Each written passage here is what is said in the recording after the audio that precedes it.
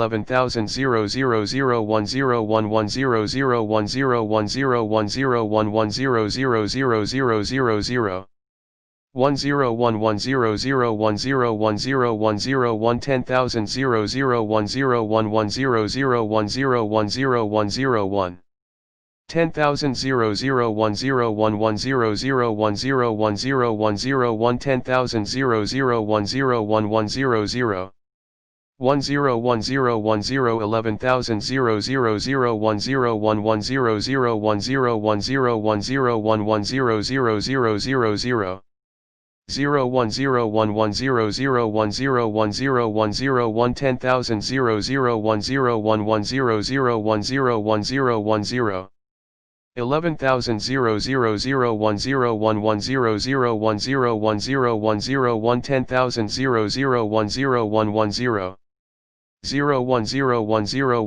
11,000 000101010 10,000 0010110101010 10,000 0010110001001 010000000101010 10,000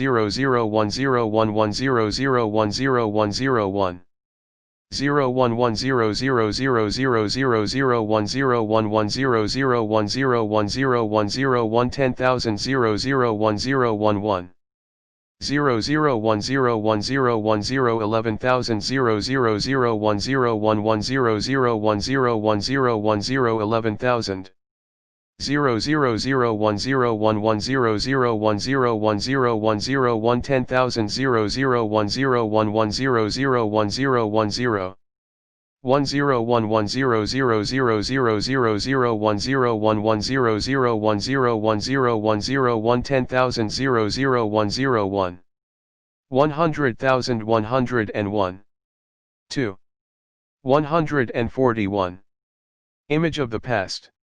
Lewis Phillips. Underscore underscore underscore underscore underscore underscore underscore underscore underscore underscore underscore underscore underscore Queensland, Australia.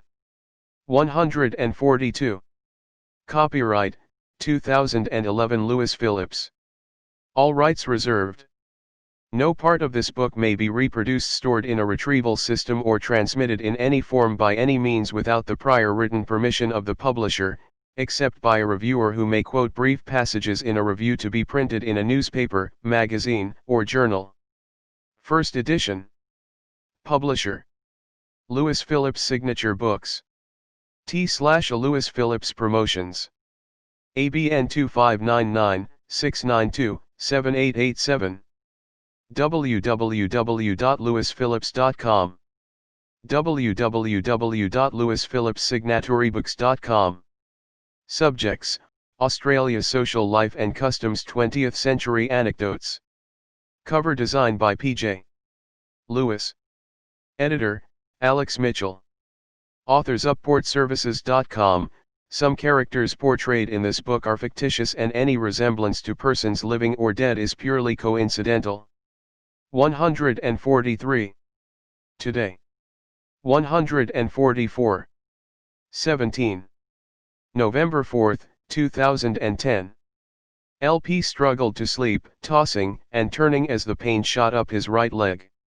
His kneecap had been bandaged for over 2 weeks and was giving him trouble, making long-distance driving demanding. He lay awake, thinking what daylight might bring besides pain. Daybreak's silence was broken by his son's screeching alarm clock and kookaburras laughing. His son had to be up at 5, ready for his boss to pick him up at the servo not far from home at 5:25 a.m.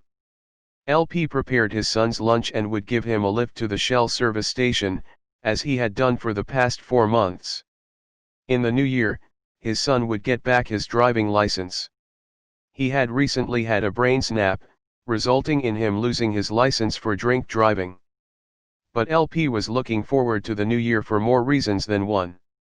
He finished packing, making sure nothing was forgotten. Squeezing down, zipping the cases closed, LP then weighed them to ensure there wouldn't be any excess baggage charges. Although Christmas was only 6 weeks away, LP was preoccupied with thoughts of what happened back at the Borrowing, and on George's Mountain, all those years ago. One thought kept popping into his head. Go back to the mountain. He knew it was a mountain in New Zealand, not the Glasshouse Mountains.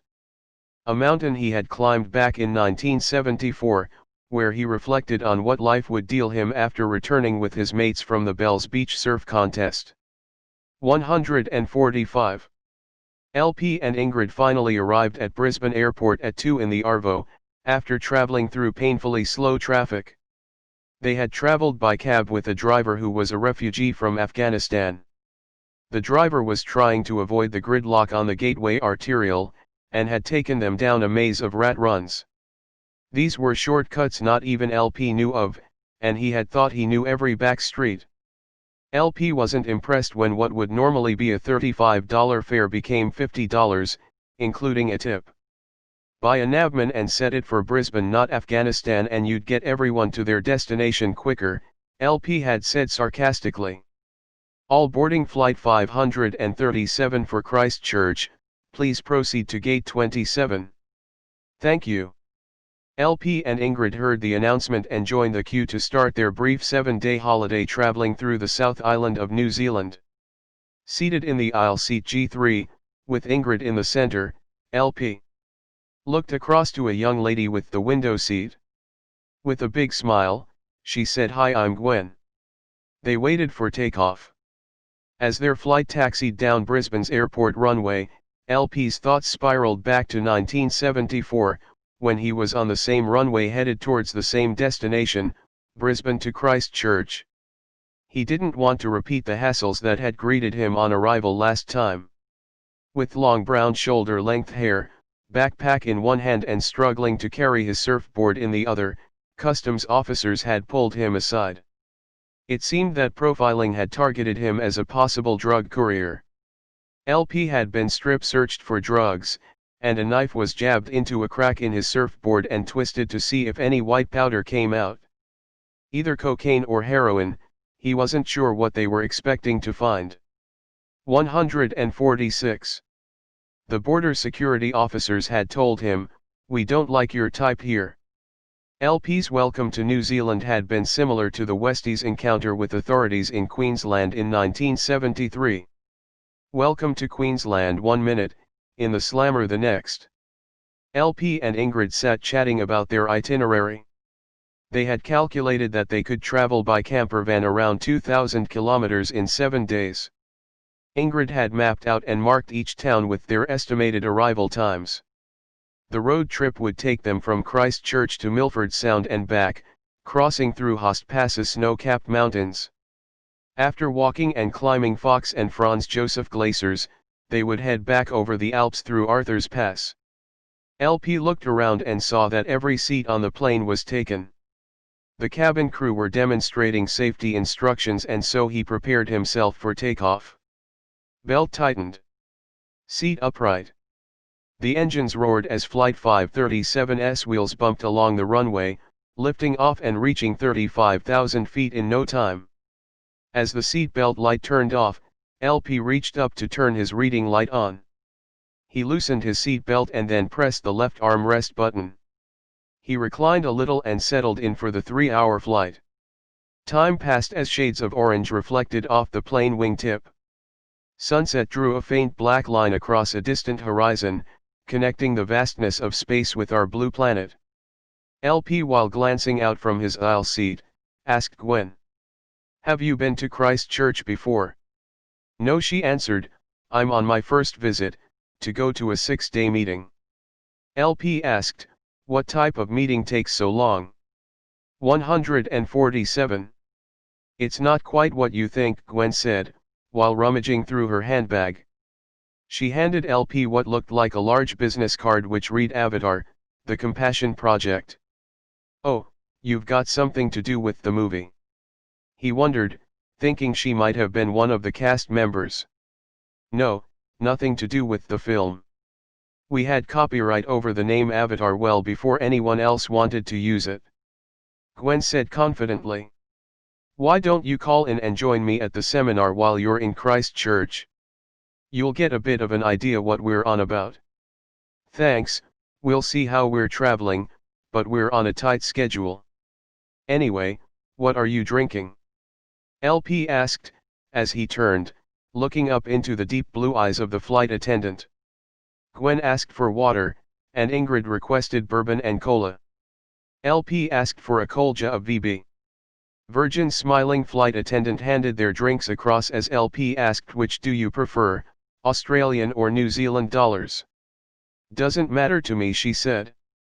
LP did a quick calculation and handed her a New Zealand $20 note. He had worked out it was like getting a 20% discount off the drinks, because of the favorable exchange rate of the Australian dollar. It was currently almost at parity with the US dollar. A couple of VBs later, the three of them had their own private party going, talking, and laughing about life in general. Like time travelers, their journey seemed to take next to no time.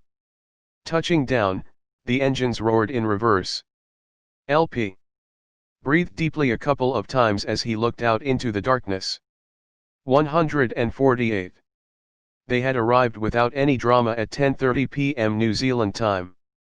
They said their goodbyes to Gwen and decided that they would try to catch up before heading back to Queensland. Like many well-meaning plans though, they never did manage to catch up.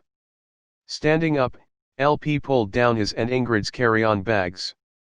Waiting anxiously for people to start moving, LP couldn't help the nightmare thought of being strip-searched by customs again. Waiting at the carousel to collect their baggage, Ingrid spotted two cases with red ribbons tied to their handles. LP pulled the bags off the conveyor belt and they headed over to the customs checkpoint. Security officers were everywhere. One officer stepped forward and indicated to LP to step aside. Oh, not again, LP thought. But the officer pointed to the exit and said, "You're right to go." LP looked back and saw the queues of people lined up to have their luggage scanned. He turned to Ingrid and said, "Profiling worked in our favor this time." Smiling, they walked out into a windy, clouded Christchurch night. Pulling their luggage behind them and struggling with their carry-on bags, they made it to a bus stop. The bus driver looked like he might have been of Maori heritage and said helpfully, "Where are you going?" "I'm heading into the city in 5 minutes." They climbed aboard his minibus while the driver placed their luggage in the rear trailer. As he pulled out from the curbside, 3 Asians ran in front of the vehicle, waving and yelling in a foreign language. You didn't need to speak their language to understand what they wanted. The driver braked suddenly and gave them a mouthful of expletives. Using his own brand of sign language, he pointed to the side door to enter. They were carrying only backpacks and so didn't need to put any luggage in the trailer. 10:149 minutes later, the minibus pulled up outside Best Western on Riccarton Road.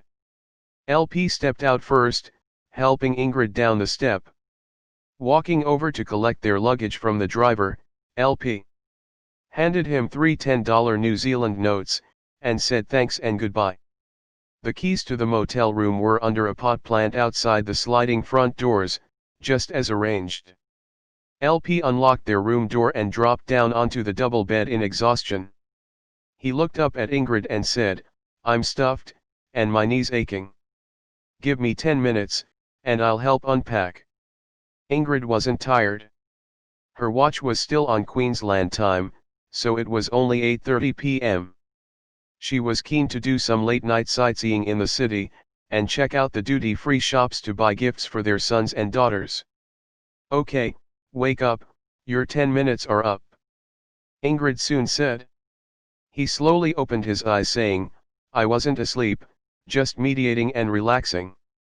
The technique had been passed on to him in a secret ceremony at a Buddhist monastery in Vietnam. That knowledge allowed him to transcend time, where past, present and future become one.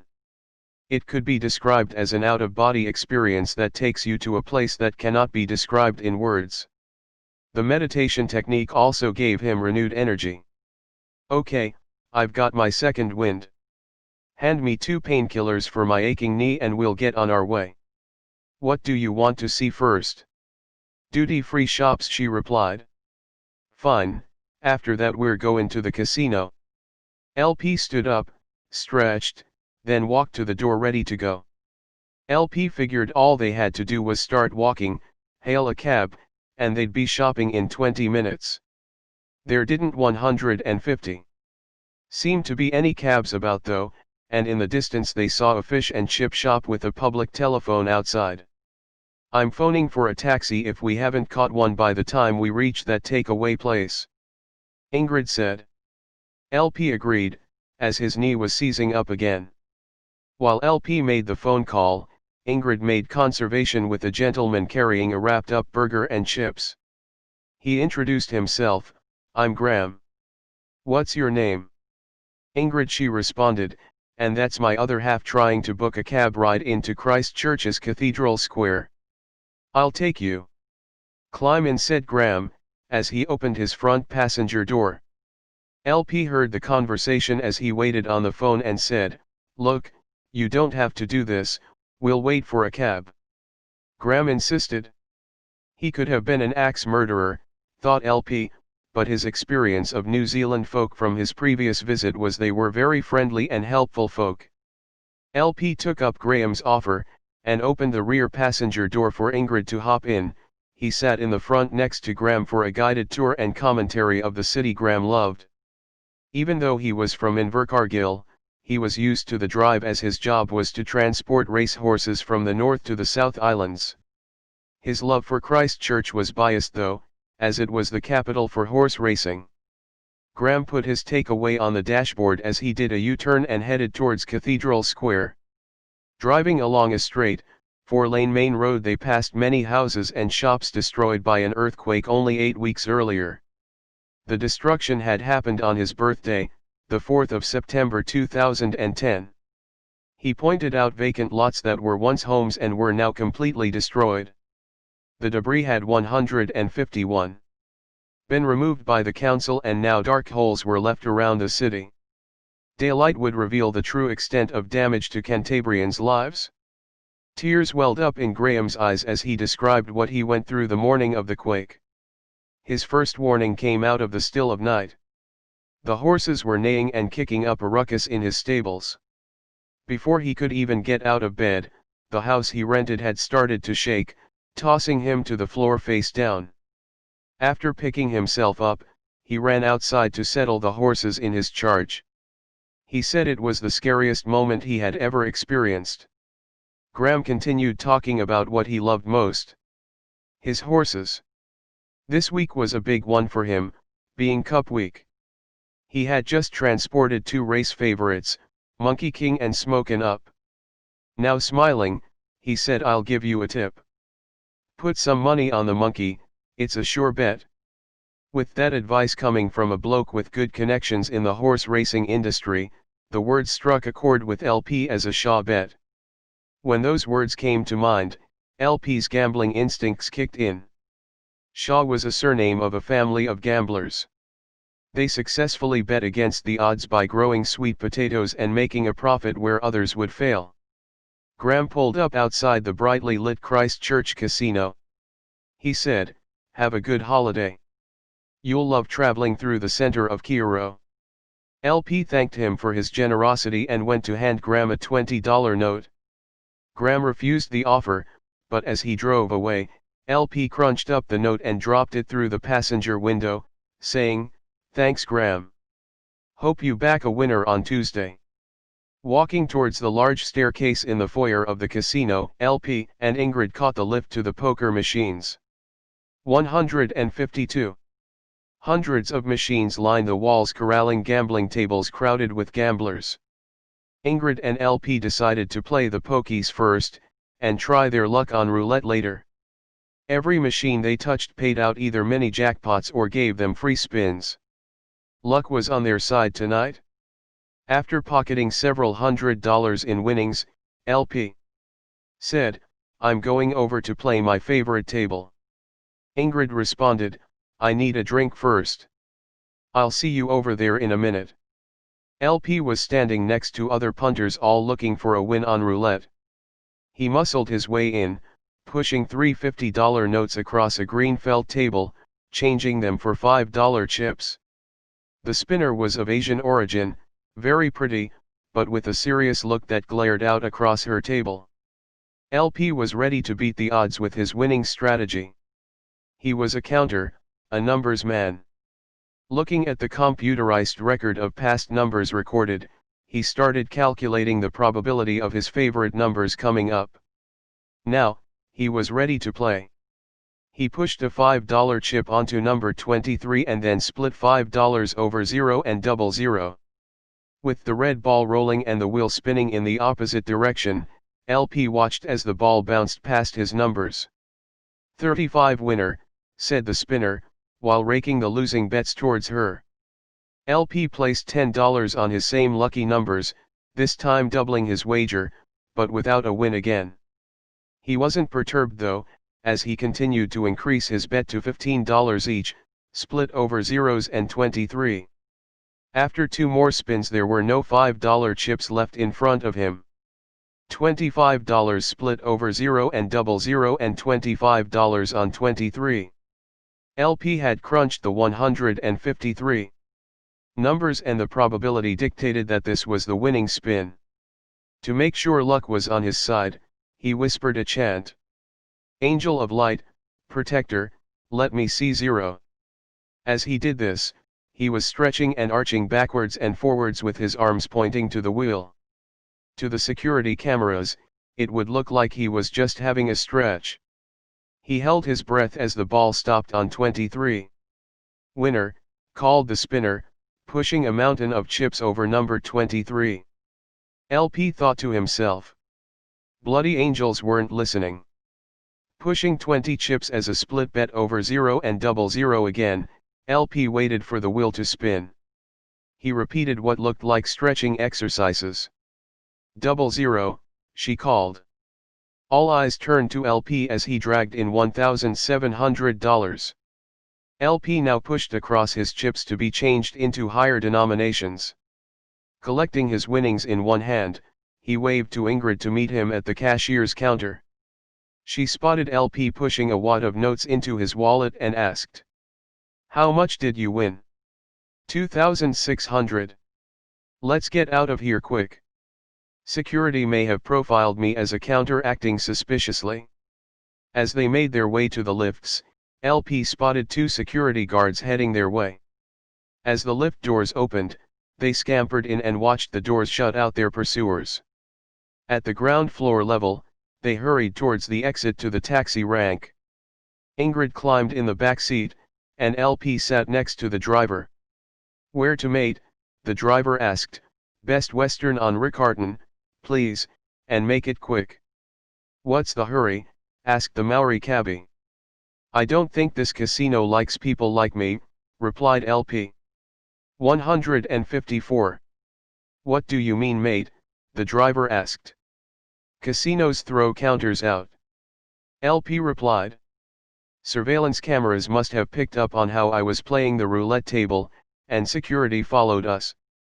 I have a winning system that works most of the time." The cabbie responded, "Most guys who come out of the casino at this time of night are flat broke, drunk, or both. They barely remember where they live or what their name is." "You did well." "Yeah, we're from Queensland, maybe good luck followed us." "Look out the window, what do you see?" the driver asked. "Wind, rain, and darkness," LP replied. "Darkness, you're right. What you can't see is what shook the city, and left behind painful memories and rubble to clean up." Their cab driver slowed as grating wheels scraped against the curbside. "That'll be $22.50, thanks mate." LP pulled out a handful of notes, giving them to his new friend. "This is more than a tip." "I can't take all this," said the cab driver. LP said, "Give this to your family and friends who have suffered from the disaster." As Ingrid and LP entered the motel entrance, Ingrid asked, "How much did you give that guy?" "You can count what's left when we get back to our room," replied LP. He handed his wallet across as he fell backwards into bed. "Wake me for an early start in the morning." "I'm stuffed," he said as he crashed into bed. Ingrid slowly counted what was left in LP's wallet. $1,985. 155. Ingrid was first up at 7 a.m. She made a cup of coffee, showered, dressed, and after putting on her makeup was ready to see Christ Church in daylight. Even though it was looking like an overcast, windy day outside, she was still keen to get going. "Wake up, lazy bones, I'm ready to go. We'll be late for picking up our camper." LP sprang out of bed, did his morning constitutional, shaved, showered and brushed his teeth using whitening toothpaste, and was ready in under 7 minutes. With their hand luggage packed and suitcases in tow, they paid for the room and left. They stood out in the motel's driveway waiting for the cab that had been booked at reception. 10 minutes passed, and when their cabbie arrived, it was none other than their large Maori driver who dropped them off at the motel only hours before. "Hey bro, where do you want to go? I'll take you all around my city, no charge today." "Thanks mate, but we've got to head back to the airport." "Leaving so soon? You just arrived. Is security still after you? Do you want your money back?" "No, that's all fine," said LP. "At 9 a.m. we pick up our camper from a place opposite the airport and head south." "I know the place. It's called Backpacker," said the cabbie. Their new friend dropped them off outside a large glass-plated entrance. They went inside and approached one of several kiosks, handing their internet booking form to a young woman standing behind her desk. After filling out all the details, they watched a safety video on how to drive a 6.6-meter campervan. Then Ingrid and LP were ready to hit the trail. 156. When they walked out, to LP's surprise, there was a VW symbol on the campervan. He couldn't believe it. He was about to drive an oversized Kombi packed with all the extras for camping. What a bonus! It was just like the old days, but this time with luxury. He was stoked. He thought it might take a while to get used to driving a vehicle like this, but to his surprise, his old Kombi driving skills had not deserted him. The campervan was now a dream machine, taking him back in time. Ingrid reached down and picked up LP's wallet, saying, "Stop in at that Pack and Save supermarket. We'll pick up some food and drink supplies. You're cashed up, so you're paying." As she opened up his wallet to reveal a stack of $50 notes, she looked across at him and said, "How much cash did we have when we walked into that gambling den?" "About $150, said LP. "So you're well up, even after giving that cabbie a pretty good tip." "What do ya want to spend it on?" asked Ingrid. LP replied with confidence, "I'm gonna reinvest on a Shaw bet, Monkey King." "You're not going to put all that money on a horse, are you?" "Maybe half," LP replied. His idea was to keep some cash for an emergency, or even a treat to surprise Ingrid. Her final words on the matter were, "I don't like what you're thinking, but your winning hands back at the casino worked magic." LP did as he was told and pulled into the Pack and Save car park. He drove around the packed car park, waiting for someone to leave, until Ingrid pointed to a car backing out. "Over there," she shouted. It wasn't as easy as all that though. 6.6 m of van wouldn't fit into a regular-sized car space. Luck was still on 157. LP's side.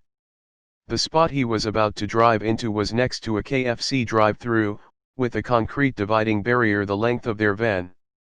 He was able to park perfectly without blocking the traffic. As they ran through the rain to the Pack and Save entrance, LP started limping. His knee was giving him trouble again. Once inside the Pack and Save, LP grabbed a trolley to use as a crutch. Moving down the first aisle, Ingrid commented on how the prices were pretty similar to back home. LP put it down to independent food outlets in New Zealand having a greater share of the grocery industry, unlike Australia where Woolworths and Coles controlled 80% of the market. He figured the competition must be good for locals and visitors alike. Another plus was that you could purchase grog while grocery shopping, all under the one roof. Pushing their trolley through the checkout, and paying and packing their own groceries, they headed back to a drenched road and van. LP unlocked the sliding door and put the groceries away, putting a couple of beers in the fridge to chill down as they drove. They were now ready for their adventure. With the navman connected, they directed themselves out of Christchurch's city traffic.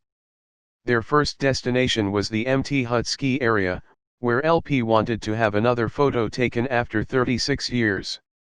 91 clicks later, LP turned off the main road, following a sign pointing to Mt Hutt.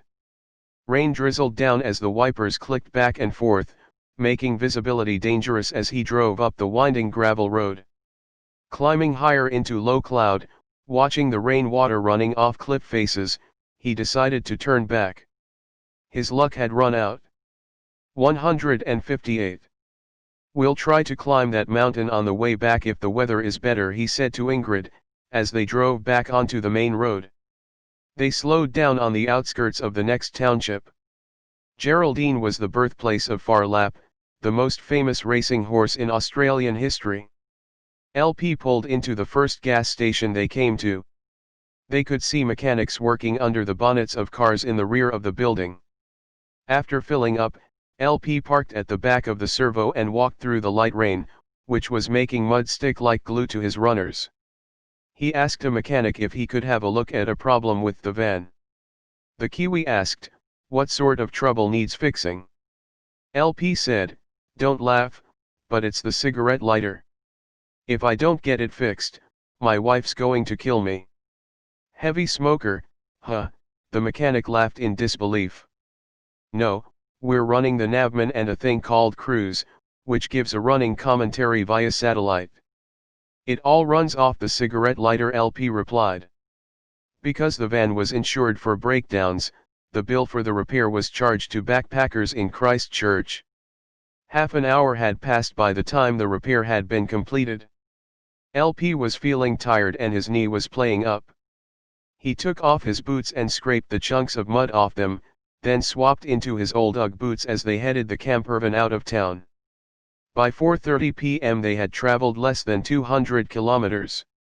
At that pace, they wouldn't make it back to Christchurch for their return flight to Brisbane in 6 days. Both Ingrid and LP were feeling tired.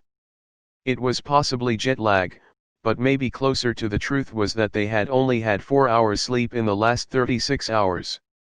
Stopping at a park with 159. A statue of Phar Lap, they climbed into the rear bunks for a bit of shut-eye. An hour and a half passed before they stirred again. There was still daylight and LP figured they could continue on to the next town and stay there overnight. LP said, "You drive. I'm going to take a painkiller for my knee. It's only 46 clicks to the van park at Fairley." Before climbing into the passenger seat, he went to the bar fridge and grabbed a kolja. As he put his seat belt on, he said, "Let's get going before it gets dark."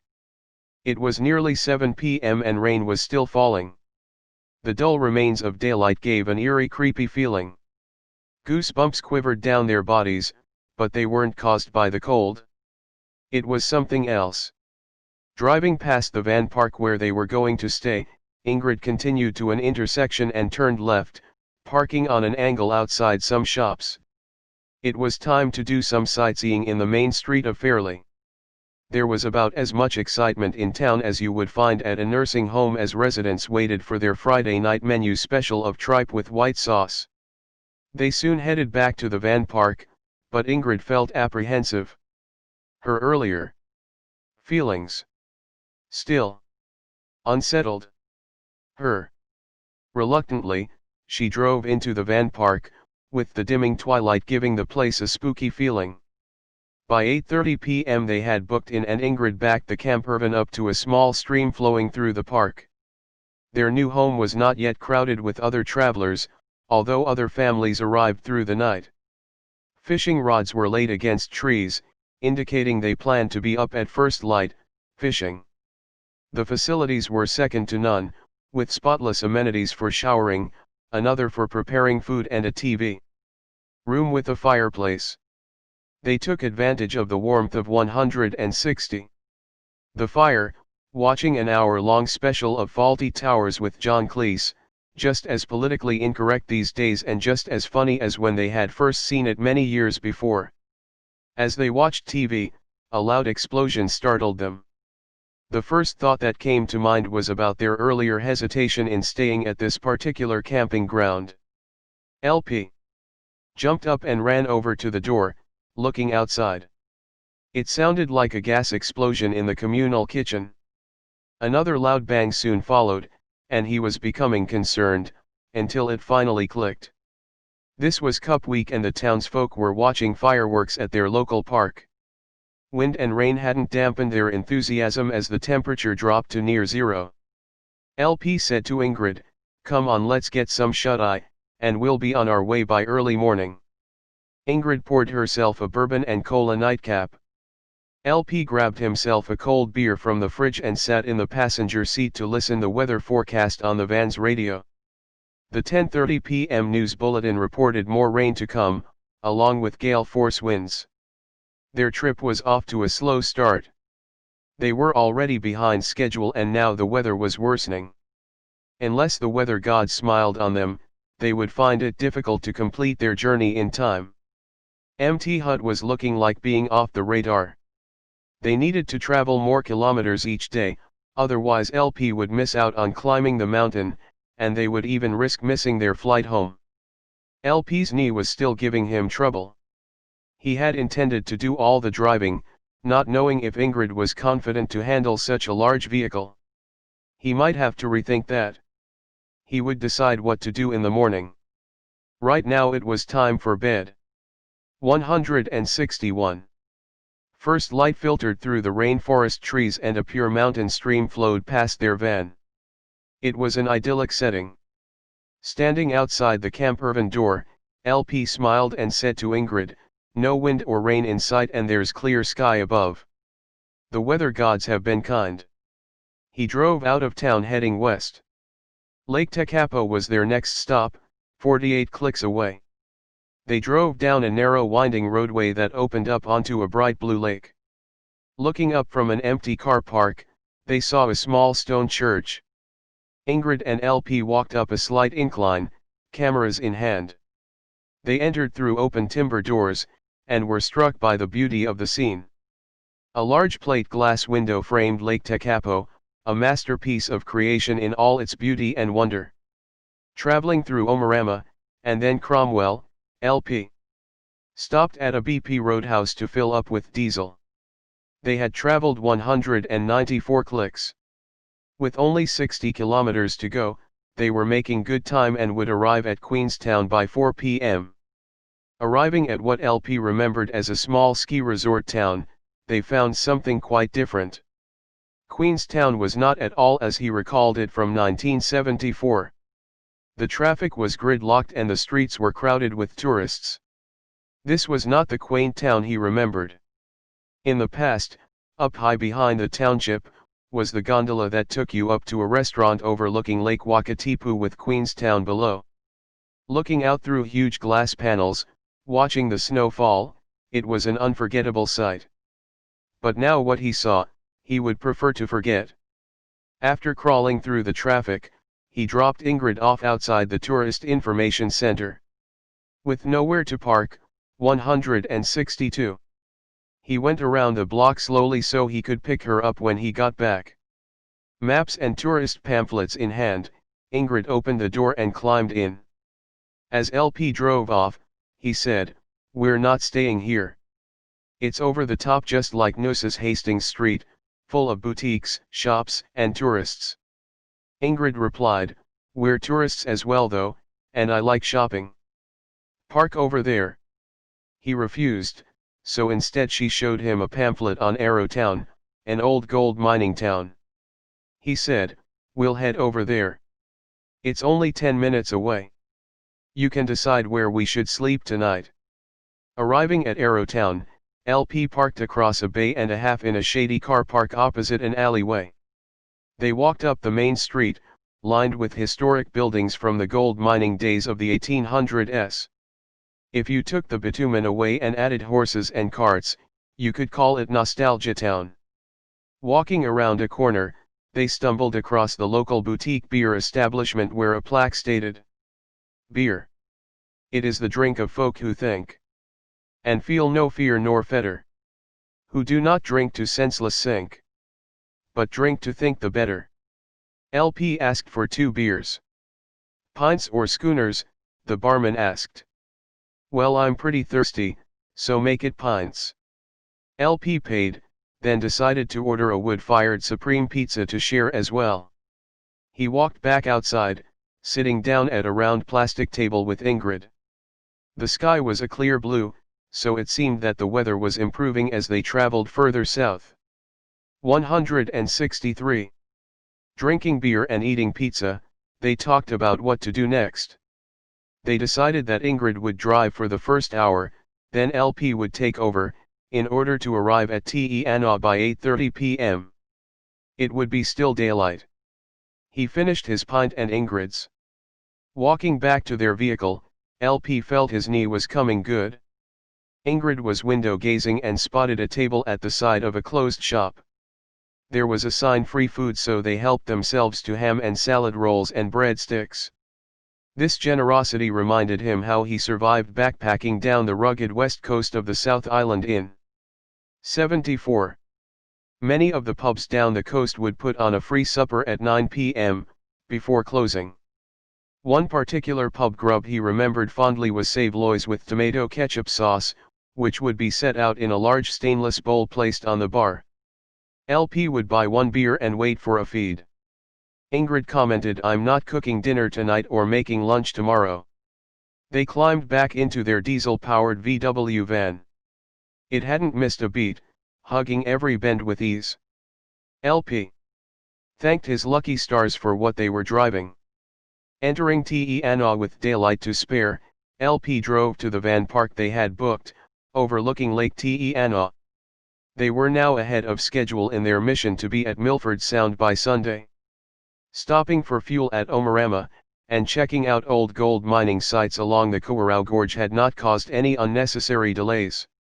LP waited for sunset to finally arrive at 9:45, with cold gale force winds blowing again. He snapped a couple of awesome photos of the sunset descending behind snow-capped mountains. Walking back, he was secretly disappointed that Ingrid had discovered the free takeaway meals. He had been hoping 164. She would prepare his favorite meal, chicken wings in a delicious homemade marinade. It was a quarter cup of soy, 2 squeezed lemons and a teaspoon of bottled crushed garlic. Mix, then turn twice while cooking at 180 degrees and you've got the best tasting chicken you could ever savor. They were up early, before anyone else stirred. Fog filled the cold air and dew covered the grass as LP pulled his jacket tight, rubbing his hands to get warm. He was ready to leave as soon as Ingrid finished freshening up over at the amenity block. He started the engine and turned on the heater and radio, listening for the weather report. Ingrid hurried over to climb into the warm van. LP drove out of the van park at a snail's pace, driving as quietly as possible. He didn't want other overnight campers following him. Turning onto Te's main street, a large road sign pointed them in the right direction: Milford Sound 121 km. LP had been warned about road conditions by other tourists traveling in the same backpacker van as theirs. They said to ignore maps about distance and time when it came to getting to Milford. Allow for 2.5 hours, and be careful when entering the tunnel. This knowledge encouraged LP to make an early start. He was preparing himself mentally for what was ahead.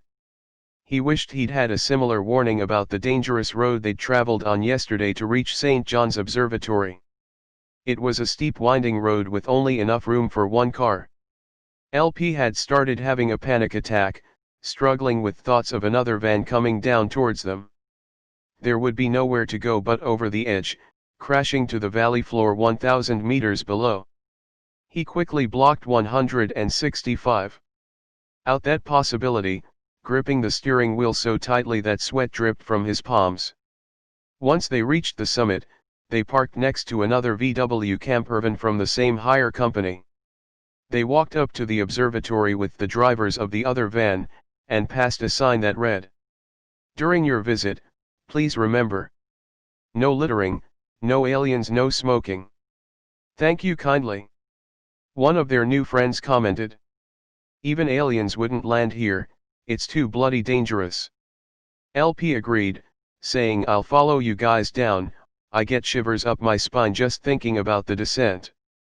166. 18. Traveling north alongside Lake Te, the sun was rising above a snow-capped mountain peak, shimmering light across still blue water. They started to climb steeply as the roadway cut a path through the snow-covered mountains of Fiordland National Park. They were making good time. If they could make it to the Homer Tunnel before 9, they would have a clear run through to the other side. If not, they would have to wait for the traffic lights on the tunnel to change. The lights were set to allow traffic to head in one direction every 20 minutes.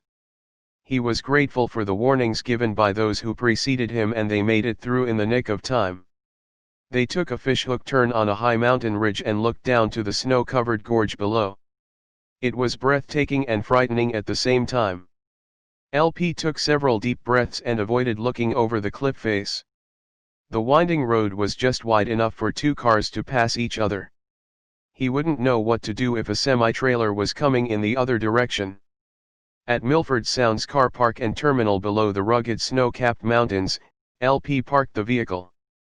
Several vessels sat in the distance, waiting motionless for passengers and tourists to board. LP locked the van and he and Ingrid started walking towards the rainforest track which led to the terminal. The air was damp and cool in the forest. 1,000 steps later they emerged at the terminal. He had a habit of calculated distance when walking by counting, and knew it was a 1-kilometer walk. 167. Entering through the boat terminal's automatic doors, they rushed to the front counter. As they were ahead of schedule, LP inquired whether they could board the 10 a.m. departure to Milford Sound rather than their booking at 11 a.m. The receptionist said that they needed 2 more passengers in order to take a boat out at 10 a.m., and asked them to come back in 20 minutes to check if anyone else had booked. They sat down to enjoy the surreal landscape through the plate glass windows. This was one of the rare places where mere mortals could experience a once-in-a-lifetime magical beauty. Ingrid couldn't believe that a tourist boat operator would take 4 passengers out cruising, when the boat could carry 150. 20 minutes later, LP approached the counter again to ask if any more passengers had booked. As he waited, the receptionist was trying to help 3 German tourists, who were struggling to understand the Kiwi accent. "Book now, the captain departs in 5 minutes." She was trying to explain to them that this boat would not be crowded with Japanese tourists, whereas bus loads would be arriving soon for the 11 a.m. departure. The captain, who had been leaning on the counter, looked across and said simply, "Private tour. Let's go." LP backed him up, saying private tour, private tour. It finally clicked and the Germans booked their cruise. On the dot of 10, the captain maneuvered his vessel from port, headed towards the Tasman Sea through Milford Sound. From then on, picture postcard scenery absorbed their thoughts. Nothing else mattered as reality was distorted by breathtaking beauty as they motored along beside sheer cliff faces. 168. This is your captain speaking. Please pay attention to my crew members demonstrating safety instructions. No, I'll cut it short. If we run into any trouble, hang on to a crew member. Thank you. LP and Ingrid were standing on the top deck, which was big enough for a helicopter to land. They laughed as they listened to the briefest safety instructions they had ever heard. LP left Ingrid taking photos and climbed down a steep stairwell, to the boat's bar. A smiling crew member waited to serve LP a cold stubby of beer. "That'll be $4.50, she said as she placed his liquid amber on the bar. LP saw that Ingrid had climbed down from the top deck and entered the captain's bridge, even though it was roped off. He joined them in conversation but hesitated to step into the chained-off area. He suddenly had a flashback to a time when an American aircraft carrier had docked at Fisherman Island in Brisbane. The Harrier jump jets were roped off with a sign saying "Do not enter," plus a yellow security line.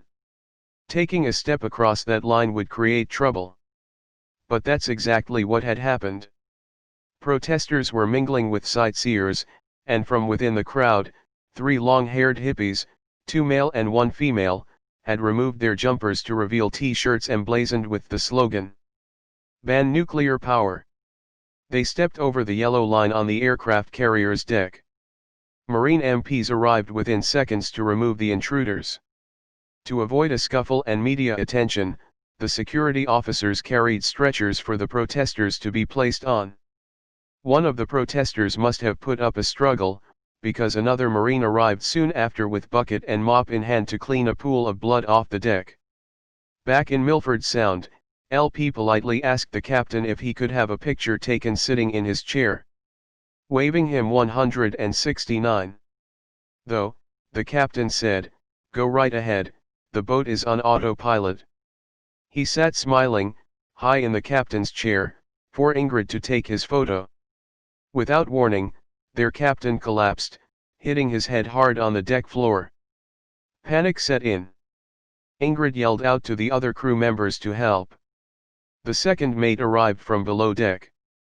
He kneeled down, rolled the captain over and starting to give CPR. LP asked, "Is there anything I can do? I've got a license for boats like this." The first mate replied, "Switch the autopilot off, and turn this boat around." LP was suddenly captain, preparing to steer back to port. "Radio ahead. Ask for a helicopter to take the captain to the nearest hospital." 5 minutes seemed like an hour as they waited for the sound of chopper blades to mark the helicopter's arrival on the top stern deck. The crew carried their captain upstairs to the waiting helicopter for evacuation. After Milford's flight care helicopter departed with Captain Jensen, the second mate took the helm. As soon as they arrived back in port, Ingrid and LP left the terminal. Questions would have to be answered if they had stayed any longer. They didn't have time for long-winded explanations. Knowing the captain was in good hands, they headed back through the Homer Tunnel. At this time of the day, they would have to wait for traffic lights to allow them to enter the dark, 2-kilometer tunnel that seeped water. As they waited in the traffic queue on a steep fishhook turn, LP hesitated to look down to the 1,000-meter sheer drop to the mountain floor. Finally, green signaled a long drive ahead to reach Wanaka before nightfall. Factoring in stops for fuel and photo 170 opportunities, as well as changing drivers every couple of hours, they figured they would be there by 7 p.m. Arriving at Lake Wanaka, overlooking a picture-perfect outlook, LP parked their campervan near some picnic tables. The large grassed area which led down to ripples of water washing up gritty sand was reminiscent of an ocean beach, but they were inland, cradled below snow-capped mountains. Ingrid prepared a dinner of hot dogs, using fresh bread rolls smothered with tomato ketchup sauce. "You know, if we go up that gravel road again to Mt. Hut, there's no certainty we'll make it up the mountain." "Its nickname is Mount Chut," said Ingrid. "Well, what else have you got in mind?" LP asked. "Let's book a helicopter to take us up the mountain." "Okay, but we'd better check how much it'll cost first." LP used his mobile to phone the Mt. Hut helicopter company and found a friendly and helpful receptionist. "Mt. Hut is closed," she said. "The season finished last week, so the gates are locked." LP was disappointed, but the receptionist continued, "You phoned the right place to get there though. We're still available for charter to land on the mountain. It would be $420 and take about 15 minutes to get there." LP turned to Ingrid saying, "$420. She replied. "Just do it." "Okay, book us in for Wednesday," LP said to the receptionist. Once he hung up, he said to Ingrid, "I'm going back to the mountain after 36 years. I can't wait." Ingrid was anxious to book in at Wanaka's van park that overlooked the lake. It was already 8:30 p.m., and would be dark soon. She commented, "Without twilight being so late we would never have made up as much time." LP nodded his head in agreement as they drove up the steep driveway. 171. He slammed the door behind him and walked into the reception office. A tired-looking woman booked them in and they found their site, which backed onto a grazing paddock full of sheep.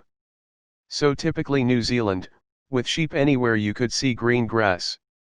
The next morning, sun warmed their camper as they awoke to a postcard outlook.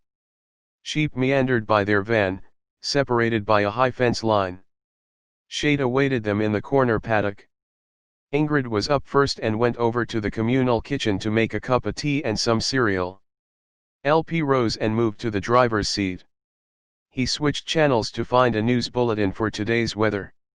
It seemed fine for now, but he wanted to find out how dangerous conditions would be driving across the Host Pass. Their aim was to reach Fox and Franz Josef glaciers early enough to see both before dark. The news confirmed his fears, with sunshine throughout the morning, but overcast and raining expected in the afternoon. LP suddenly wasn't hungry and wanted to get on the move before the bad weather set in. He asked Ingrid, who was finishing her cuppa, if she was up to driving again. He was planning to change drivers once they reached the Host Pass, so he would be fresh to drive through the pass in the event of bad weather. Driving out through town, they stopped for diesel, then left behind Lake Wanaka and its township. One could understand why blockbuster movies were made there. It was encased by snow-capped mountains, crystal clear streams and deep blue lakes. In contrast, when they cross over to the rugged west coast, they would find it similar in some respects to the Kimberley region on Australia's west coast and the Great 172 Ocean Road in Victoria, with sweeping bends and spectacular scenery. Looking ahead, a warning sign indicated to slow down to 25 kilometers, with a sharp bend ahead. What actually confronted them was Host Pass, a snow-covered mountain range they had to travel over. "Sit back and take in the views," said LP, taking over the driving. He had to concentrate now, ignoring sheer cliff faces as the road cut its way through to the other side. LP was also cautious about the changing weather conditions, sunny one minute and then raining the next. He steered around every bend with apprehension. Only the road signs gave any clue of impending dangers. Finally, they climbed to a point level with and flanked by New Zealand's snow-covered Alps.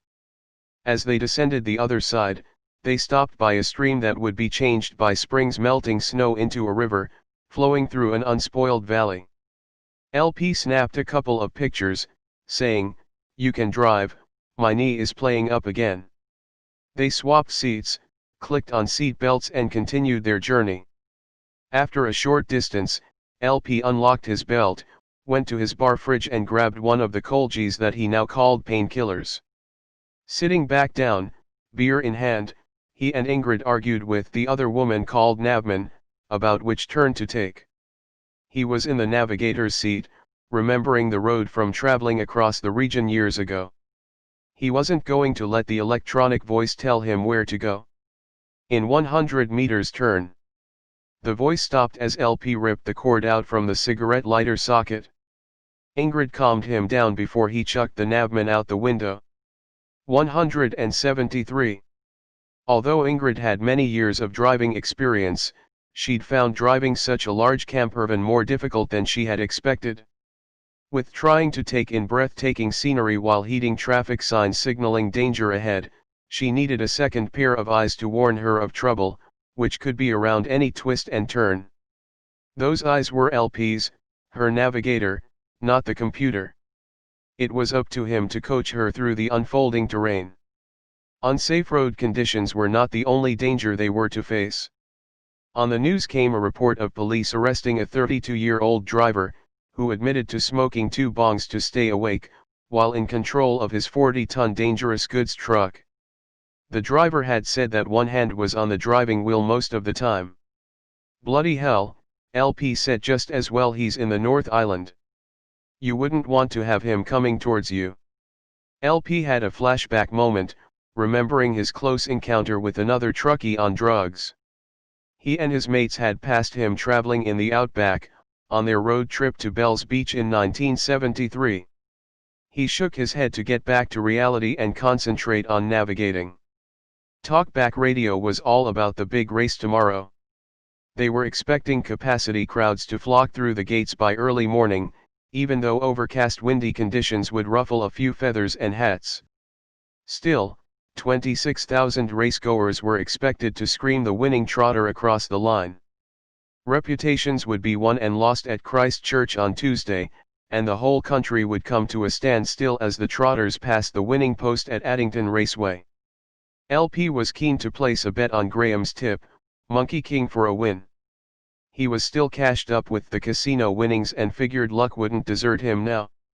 174. Ingrid's driving skills were improving and she clutched the driving wheel with growing confidence. Gripping bitumen as they accelerating along straight stretches of highway continuing west, the spinning wheels spat out gravel on tight turns overlooking a steep riverbank. First stop on the west coast was Host, a small cluster of houses and one shop. This was the crossroads to the coast, where at last LP could get mobile phone reception. He stepped out of the van to make a call back to Australia. Using his Queensland tab betting account, he placed $800 on the nose for Monkey King to win. Ingrid called out, "Hurry up. We need to get to the glaciers before dark." LP climbed back in, buckling up as Ingrid started driving again. The sun glistened over the expanse of ocean that Kiwis and Aussies call the Ditch, otherwise known as the Tasman Sea. Stopping occasionally to take photos along the road which hugged the coastline, they kept an eye out for somewhere to stop for a snack break. LP looked at the map and said, "Lake Paringa is around the next bend. There should be a picnic area overlooking the water." Leaving the ocean outlook behind and motoring along the lake foreshore, LP pointed out a dirt track. Turning off, they drove through thick bushland. Ingrid parked opposite a picnic table overlooking Lake Paringa. On a glorious summer day, they sat looking over crystal clear water as they dined on leftover free salad rolls. Suddenly, a swarm of blood-sucking insects with one hell of a bite attacked. Jumping up, they ran to the van, opened the sliding side door and quickly slamming it shut behind them. Not fast enough though, half the critters follow them. 175. Inside. They were the notorious sand flies of the South Island. They squashed the blood suckers with open palms until they thought there were none left. In a panic, LP said, "I'll drive before this place devours us." They headed back out onto the west coast's main highway towards their next stop, Fox Glacier. LP's right knee was giving him trouble again, but the pain was different now. He looked down to see more of the bloodsuckers leaving red welts on the side of his knee. He drove with one hand and whacked them with the other as he tried to keep their van heading in the right direction. LP swerved left, hitting loose gravel and losing traction. He stopped just in time to avoid going over the cliff face to Jacobs River. He finished squashing the last remaining suckers and then battled on, with an aching, itching knee. Driving north along the West Coast Road, they came to a small tourist stop. To the right was a boarded-up building that had been a pub in another era. Opposite, they saw a gigantic bug protruding from another dilapidated building. This had to be some sick joke by warped locals. Using the notorious West Coast sandfly as a tourist attraction was not in good humor. In Australia, plenty of tourist locations had giant replicas of what their region was proud of. There was the big pineapple, the big banana and the big prawn. Everywhere you went in Australia you'd find a big something the locals were keen on showing off. The big sandfly of the South Island was not something to boast about. Stopping to investigate, they entered a gravel car park in front of a high wire fence corralling 5 large horned goats. LP thought, you can't go anywhere without reminders of the past. They walked over to an old timber hut, probably built back in the 1800s by trappers or gold miners. Inside, animal skins lined the walls and hung from above. 176. To the right was an eating area with tables and chairs spread inside as well as on a wide veranda. On the menu were possum and venison pies. LP ordered venison and Ingrid asked for possum. Next to the warming trays, a sign read, "Due to government regulations, eating possum is illegal." LP wondered what substitute they would use. He didn't have to think too hard, and didn't say anything to Ingrid as she munched on her pie. A guy in gumboots, looking like he was straight out the comic series Foot Trot Flats, bounded around acting like he was in command. He grabbed a loudspeaker and started lecturing everyone about the government ruining his business. He said they had poisoned the surrounding pristine streams and rivers with a chemical called 1080, by laying baits to kill the possums that were declared feral animals. The government wanted to eradicate 90 million of the buggers, otherwise they'd soon outnumber sheep. This policy had created a mad anarchist that placed large anti-government signs out front of his establishment for all the highway traffic to read. LP and Ingrid didn't stay long after finishing their pies. Walking back to their van, Ingrid pulled out her camera and snapped a couple of photos of the goats standing on a man-made outcrop of rocks. LP didn't want to say that they were destined for the next batch of possum pies. With less than 25 clicks to go, LP was anxious to get to Fox Glacier, which he had not had a chance to climb when he was in New Zealand last. He had climbed Franz Josef Glacier with some experienced mountain climbers who had carried their own picks, while he had to hire his. 177. He was keen on at least walking to the base of those glaciers this time, no matter how much pain he was in. LP drove into Fox Glacier's car park. It was 5 in the Arvo, overcast with low cloud and a light drizzle falling. He unfolded his Dryzabone waterproof riding coat. They were designed for the high country of Australia in winter, but were also ideal in these wet and windy conditions. An eerie feeling filled the air. Words couldn't explain the sensation. LP was gobsmacked at what he was seeing, walking to the base of the glacier with Ingrid. He looked up in awe at a mixture of white and turquoise colors, and saw climbers descending with picks in hand. That could have been me, if only we had more time, he thought. Walking with a limp, he followed Ingrid back to their van the way they came, along a stony uneven track. As they walked, they felt the spray coming off an impressively high waterfall. They carefully stepped on the loose stones that had been placed to cross the small stream. Hundreds of tourists created a continuous line, filing 2 by 2 back and forth to the Fox Glacier. Ingrid volunteered to drive, as LP struggled to lift his leg up into the van. She accelerated from the Fox Glacier car park, leaving behind majestic beauty. Next on their itinerary was Franz Josef Glacier, a 27-kilometer drive through Westland National Park. On arrival, rainforest blocked the view of the glacier, with only a sign showing a path through the thick vegetation. It was 6:30 p.m. and still overcast. They walked for 15 minutes, winding their way up and down through the rainforest canopy, until suddenly the view opened up to the sight of Franz Josef Glacier in the distance. This was as far as they were going. LP's leg was giving him too much trouble to attempt the hour's walk to the Glacier 178. And back. And they didn't want to be too late to book into Franz Josef's van park. While standing on the observation deck taking pictures, LP struck up a conversation with some young female backpackers. "Where are you from?" he asked. "US, Minnesota, we been backpacking for 10 days," one answered. Her name was Sarah. She asked, "Have you walked down the track to get a good look yet?" "No, but I climbed it in '74. It was fantastic, although the glacier has retreated since. It's further to walk now." "Us girls will walk it tomorrow," Sarah said. LP asked out of curiosity where they were staying. He wondered how much a night's accommodation cost these days. "We're staying at Glowworm Backpackers in Cron Street.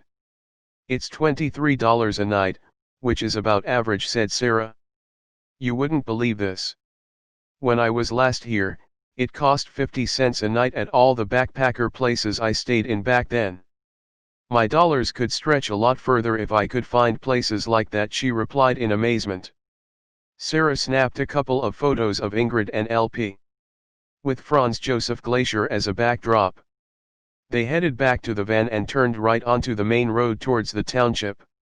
As they drove, moving clouds gave an occasional glimpse of an ancient glacier. LP's memory of the place was vague. All he could remember was a road with lots of trees, extreme cold and dampness filling the air. Entering the township, Ingrid seemed to be driving around in circles looking for the Rainforest Holiday Park. LP reached up and turned on the navman, which told them where to turn. In less than a minute, Ingrid drove through the van 179. Park entrance, opening up into a rainforest area dotted with campervans. It was 8:30 p.m. by the time Ingrid booked in, as low clouds pushed across the mountain backdrop. LP waited in the van, contemplating how far they had come. There were 450 kilometers to go before he would stand on the mountain to snap the picture that would connect him to the past. 180. 19. As he wrote in his daily journal of their New Zealand trip, he worried about the book he had recently finished. It was a story about the old days of mateship and surfing, and how a road trip turned into a quest. The book was being published in America by Raider Publishing. Within weeks, his book should be in his hands. As each day passed, his concerns became magnified. He wondered if paranoia was taking over. Was he in one of his strange moods, questioning why he didn't pursue a publishing deal in Australia? After guidance from 3 editors, he had started submitting his manuscript to Aussie publishers. One knockback was not a failure, considering his writing needed to be professionally edited to send off the obligatory first 4 chapters. By chance, while searching the internet, he had stumbled across a literary agent. Following the link, he found Raider Publishing. He liked their business model and the fact that they had a bookshop in New York. Center place in the photo of the bookshop was a chess table. That made his mind up. He would submit 4 chapters and see what happened.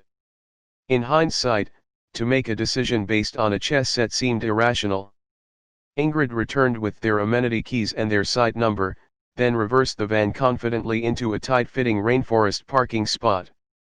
LP ran out the power cord, connecting it to their power pole. Later, after settling in and knocking back a couple of drinks, they headed over to the van park's bar, grill, and pool room.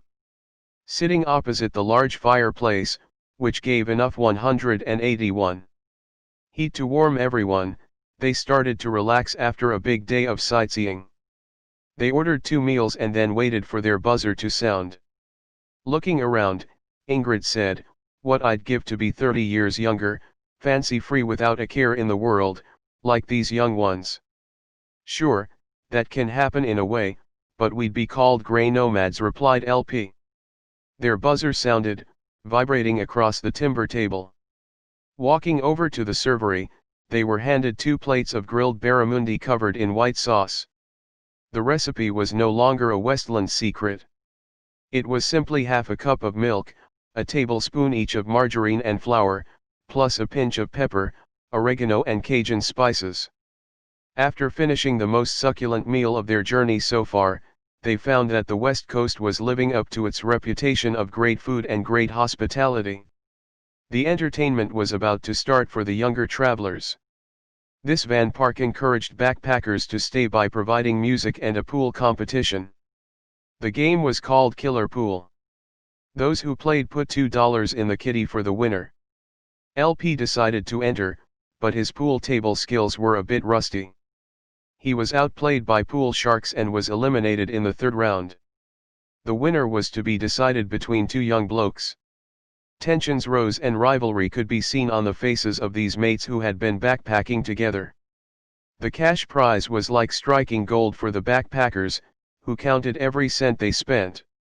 Friendships could be broken over the next shot. Fritz pocketed the winning ball. The loser, with a pool cue in one hand, took 3 steps forward and raised his 182 right hand. He gripped his mate's right hand, shaking and congratulating him. Finished for the night, LP and Ingrid headed back to their van for an early start the next day. The next morning, the clouds had cleared, revealing the highest point of Franz Josef Glacier between the mountain peaks. LP rushed to grab his camera, but too late.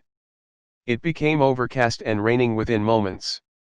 He said to Ingrid, "Let's book out before this downpour gets any worse." His knee was feeling a little better, so he would drive as far as possible until the pain returned. Passing Lake Maporika as the roadway climbed and twisted its way along its shoreline, they were overshadowed by tall stands of dense rainforest. Over 2 hours of constant driving followed, before they arrived at their next destination, Ross, where historic gold fields could still be panned. They stopped outside Ross's tourist center to shop for gold jewelry. Checking out the beautiful pieces handcrafted by locals, Ingrid decided on a gold nugget costing $445. She planned to add it to a gold chain she had bought when last in Vietnam. They walked out into the main street. An old gold mining sieve leaned against a wall. You could imagine the hustle and bustle of another time, but now the streets were quiet, like a ghost town. Even the local pub was empty. LP continued to drive on to Greymouth, where he would refuel for the journey over Arthur's Pass. Hugging the coastline with blue sky above, a sign pointed to Shanty Town, 10 kilometers before Greymouth. LP turned off, following a winding road to an old abandoned township restored to its former glory.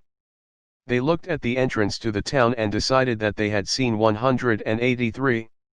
Enough old towns, so turned around the way they had come. There was something unsettling about Greymouth. Approaching the intersection, indecision confused LP's thoughts.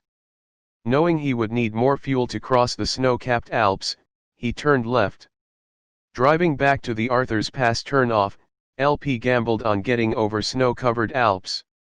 Even if he ran out of fuel, he thought he could simply coast down until he found a fuel stop. His gamble paid off. Shadowed by snow-capped mountains was a street with a few houses and a gas station. LP filled up with diesel, then drove onto the edge of town. He stopped to phone the MT Hut helicopter company to confirm their flight for Wednesday. The call was answered pleasant and friendly manner. "Good morning, Kathy speaking. G-Day. I'm checking that everything's right for our booking tomorrow. What time do we have to be there? Your flight's booked for 2 in the Arvo, but there's a slight problem. To land on the mountain requires a government permit because it's off-season. That will be extra $120. LP turned to Ingrid and repeated what was said. Ingrid had read a newspaper article about a plane crash on 4th of September which had killed 9 people, including 2 Australians on Fox Glacier. This was 8 weeks before they flew to New Zealand and the same day the earthquake had struck. She was not fazed though, and wanted her first helicopter flight to happen. Just do it. We've come this far. Let's finish on a high note. LP told Kathy that they would pay the extra money for the permit. She confirmed their booking for 2 o'clock, saying, "Phone again tomorrow morning to check on weather conditions." LP hung up the phone and started through Arthur's Pass National Park. 184. Winding their way past ski slopes that were closed for summer, they drove for nearly 3 hours before being stopped by roadworks.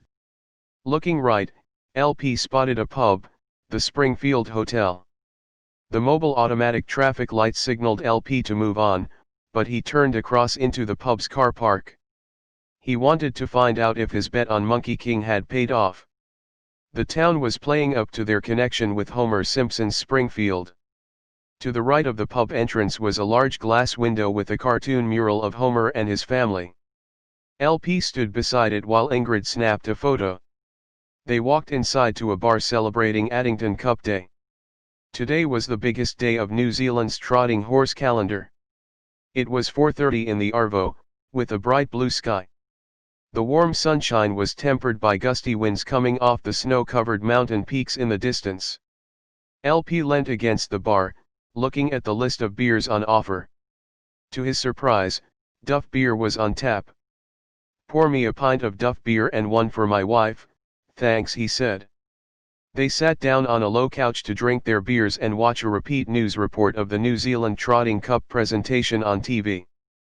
Monkey King's owner, Robert Famularo, and Ricky May the driver, with back-to-back wins, were all smiles, with winning accolades and the prize money of $750,000.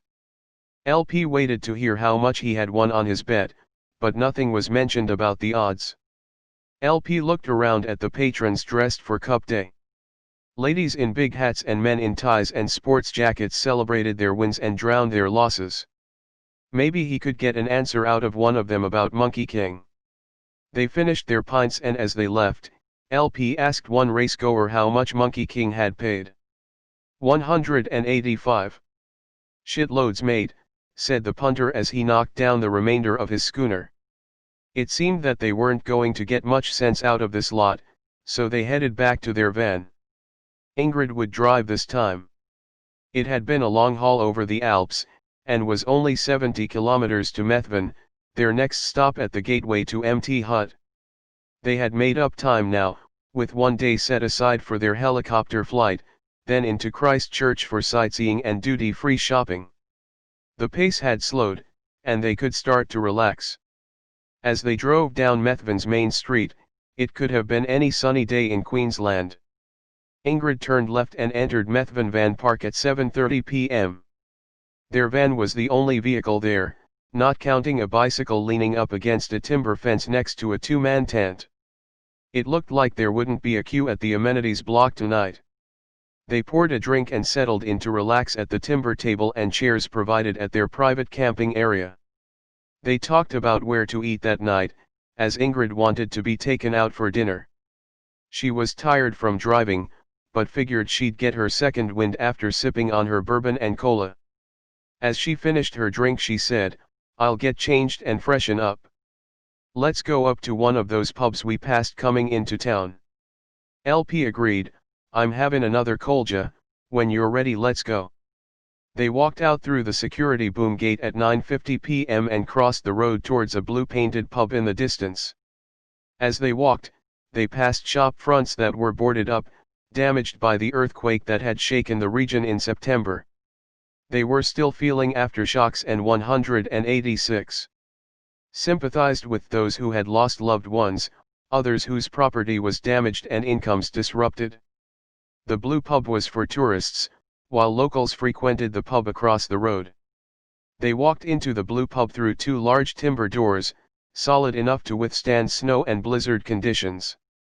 The first thought that came to mind was that it was like the foyer of a mountain lodge ski resort. LP ordered a schooner of beer and a bourbon and cola for Ingrid. As it was so late in the evening, LP asked the waitress if meals were still being served. She replied, "No problem. Take a table, check out our menu, and I'll be over in a minute." He seated Ingrid facing the fireplace, and they talked about their plans for tomorrow, returning to Mt Hut after such a long time. LP's recollection of the past was a photo of him looking up to snow-capped mountains. His memory was cloudy on when he actually went there, or how he got up to that height at Mt Hut. Only the photo, taken 36 years ago, confirmed that he was there.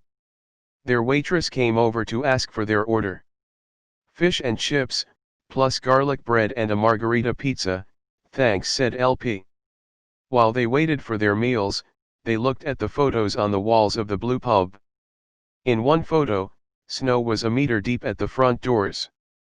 After dinner, Ingrid suggested they grab a couple of bourbon and cola cans to take back to the van with them. As they walked to the drive-thru of the locals' pub, a woman having a smoke outside called out, "Where are you from?" She could tell they were tourists.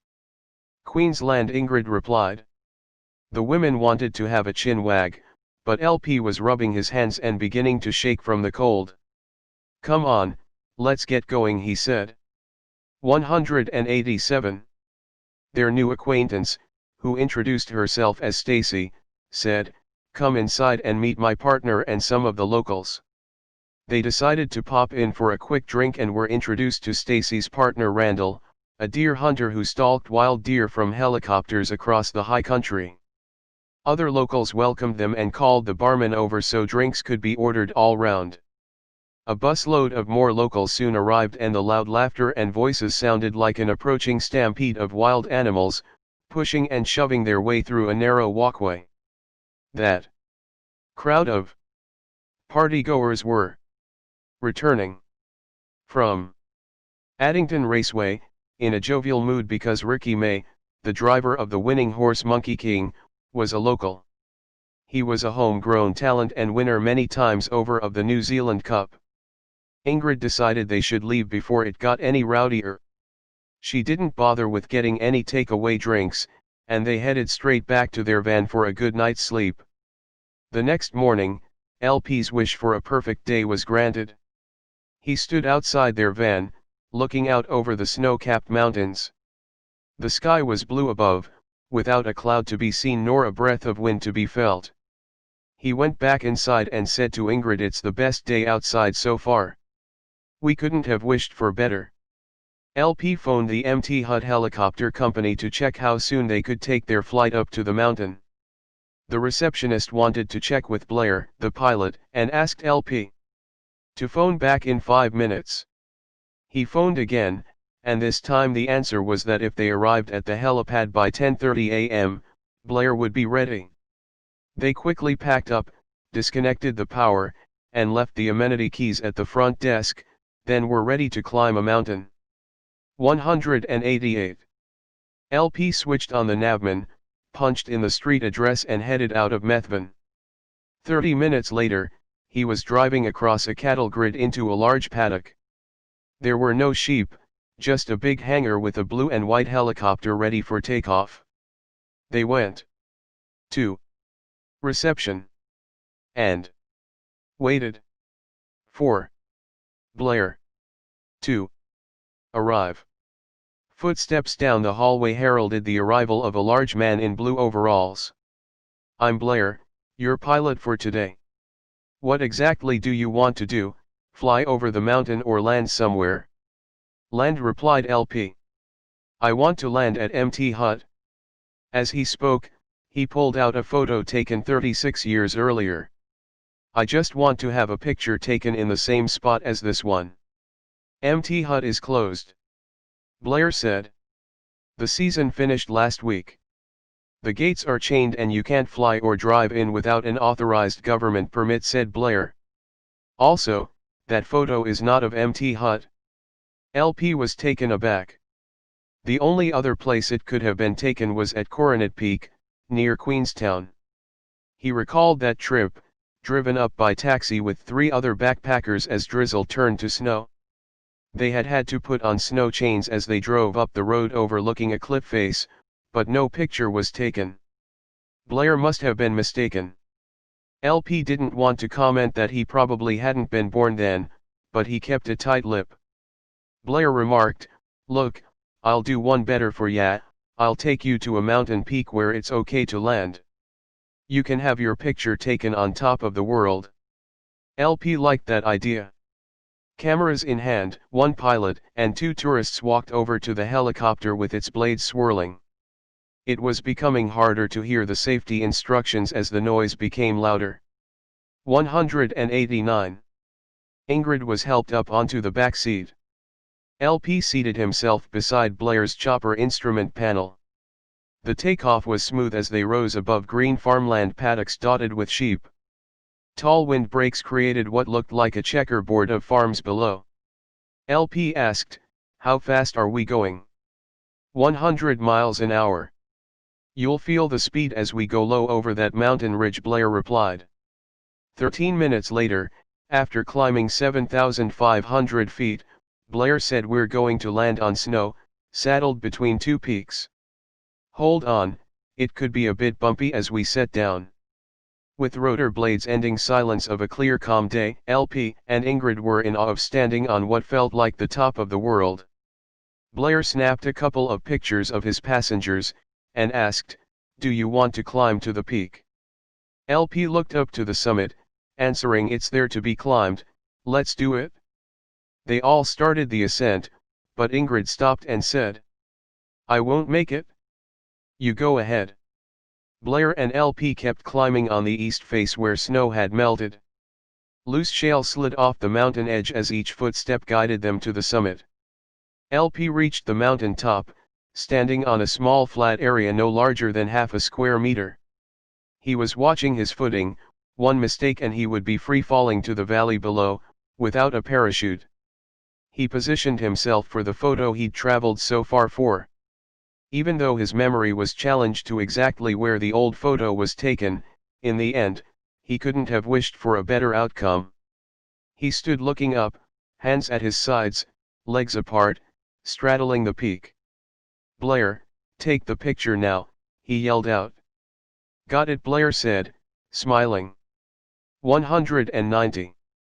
After 36 years, I have returned to the mountain. Hello world, said LP, proudly. As he looked down, one word came to mind. Download. Download. Download. He put that thought to the back of his mind to contemplate later, wondering if it had any meaning, or was just a random thought. LP stepped down off the mountain peak, meeting up with Blair for their descent back to Ingrid and the helicopter. He looked down at the chopper blades that were still turning but could not be heard. Absolute silence filled the air. LP had no fear, no pain, just sheer pleasure. He had accomplished what he had set out to do. He gave Ingrid a big hug which soon turned into a snow fight on the picturesque snow-covered mountain. It was time to leave and they took off, circling the summit called Old Man Peak. By the time they landed back at the helipad, 50 minutes had passed. Considering the flight was only booked for 15 minutes, Blair had looked after them very well, and charged the original price quoted without the additional $120 for the permit.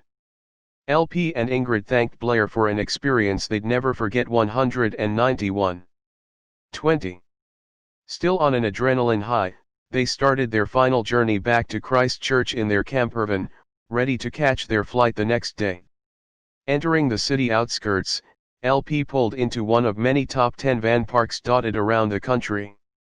They drove up to a window covered by an awning, feeling like they were about to place a takeaway order. LP asked for one van site with amenities close, and they were given keys and a map showing where to park. He reversed into their site, directly facing a building housing shower, toilets, and cooking facilities. It was the perfect spot to set up. Ingrid started reorganizing the back of their van for sleeping. LP grabbed a cold beer from his bar fridge. Sitting outside at the white plastic table and chairs provided, he started feeding the locals. 10 ducks quacked for food as LP broke up bread for them. Don't feed the ducks, or they'll be quacking all night for more, Ingrid said from inside. How about a hand setting up? You know I'd like a drink too, but this has to be done first. LP finished his stubby and helped set up the beds. Next on the agenda was shopping in Christchurch. They crossed the busy 4-lane highway outside the van park and sat down at a bus stop. Traffic zoomed past while Ingrid studied her tourist map, circling where they wanted to go for duty-free shopping. 10 minutes passed before the bus arrived. LP jumped up and raised his hand signaling the bus to stop. They choose 192. A seat at the front for a clear view as they headed for Cathedral Square. What they saw in full daylight revealed the extent of damage from the recent earthquake. Aftershocks still rattled the city, and many buildings were closed and boarded up. Other buildings and houses were surrounded by yellow tape, marked for demolition.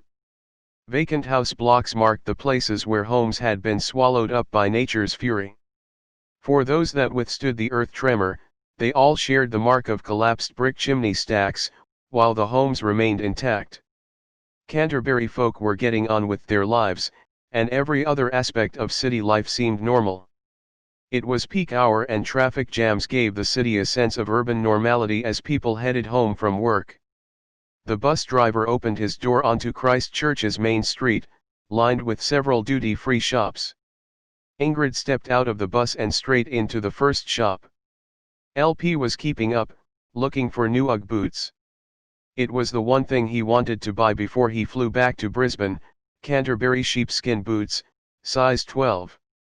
Shop after shop, Ingrid noted what she wanted to buy, then they took a break for a drink at a cafe overlooking Cathedral Square.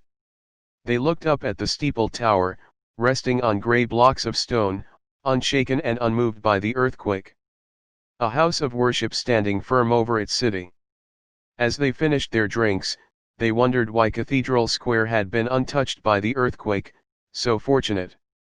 At an information kiosk they found out how to catch the tourist tram that did a circuit of the Cathedral Square district every 20 minutes. Ding, ding, the tram bells rang as it arrived. Passengers disembarked and LP and Ingrid hopped on board with all the other tourists. 193. Ding, ding, the tram driver pulled a lever overhead, and the tram rolled ahead on old steel tracks that had carried passengers down the center of the road for over 100 years.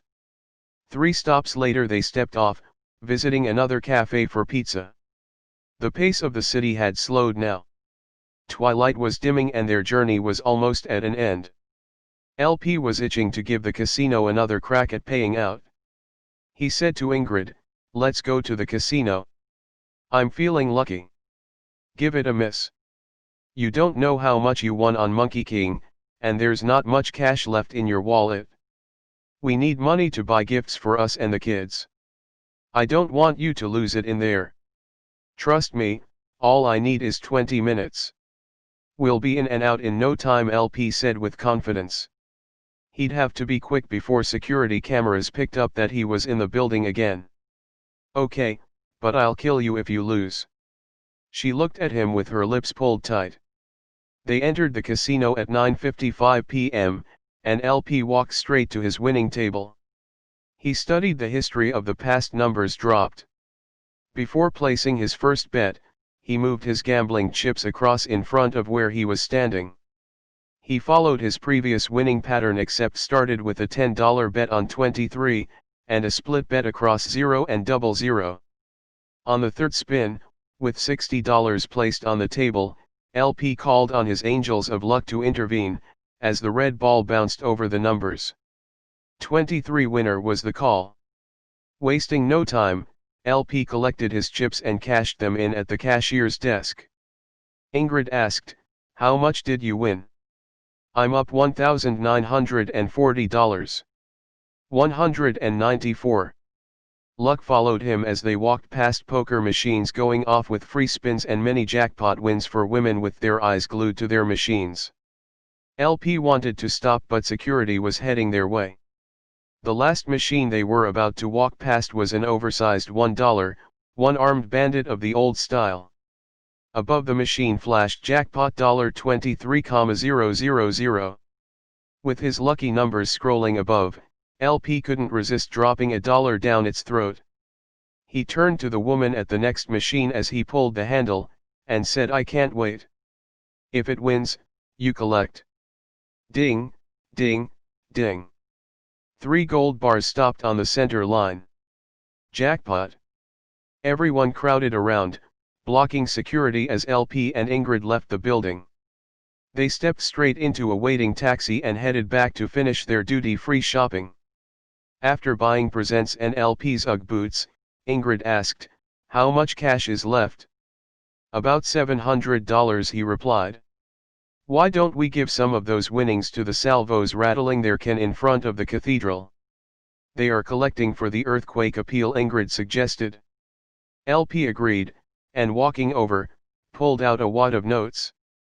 He counted out $500 and squeezed the cash into a slot accustomed to loose change. He had about $200 left for a cab ride to Christchurch Airport and some duty-free alcohol. Arriving back at the van park for their last night in the land of the long white cloud, they walked along a floodlit path through the van park's entrance. Tired, carrying bags of presents, they headed back to their campervan for a good night's sleep. 195. Up at 6, LP sat outside talking to his newfound friends. Short on a conversation, they offered just a few quacks waiting for bread to be thrown. Thick fog filled the air as aftershocks from the recent earthquake rumbled beneath his feet. No alarms were needed that morning as nature shook travelers from their campervans. Ingrid started cleaning and packing the van to return it by midday, leaving enough time to make their flight. LP made breakfast at the communal kitchen while Ingrid finished packing.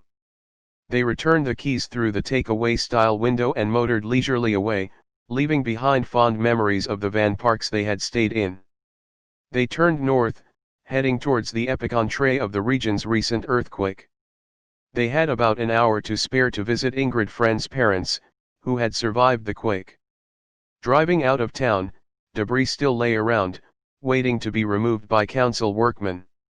At Kaiapoi main intersection, the local 2-story hardware shop was half demolished with rubble strewn into the roadway.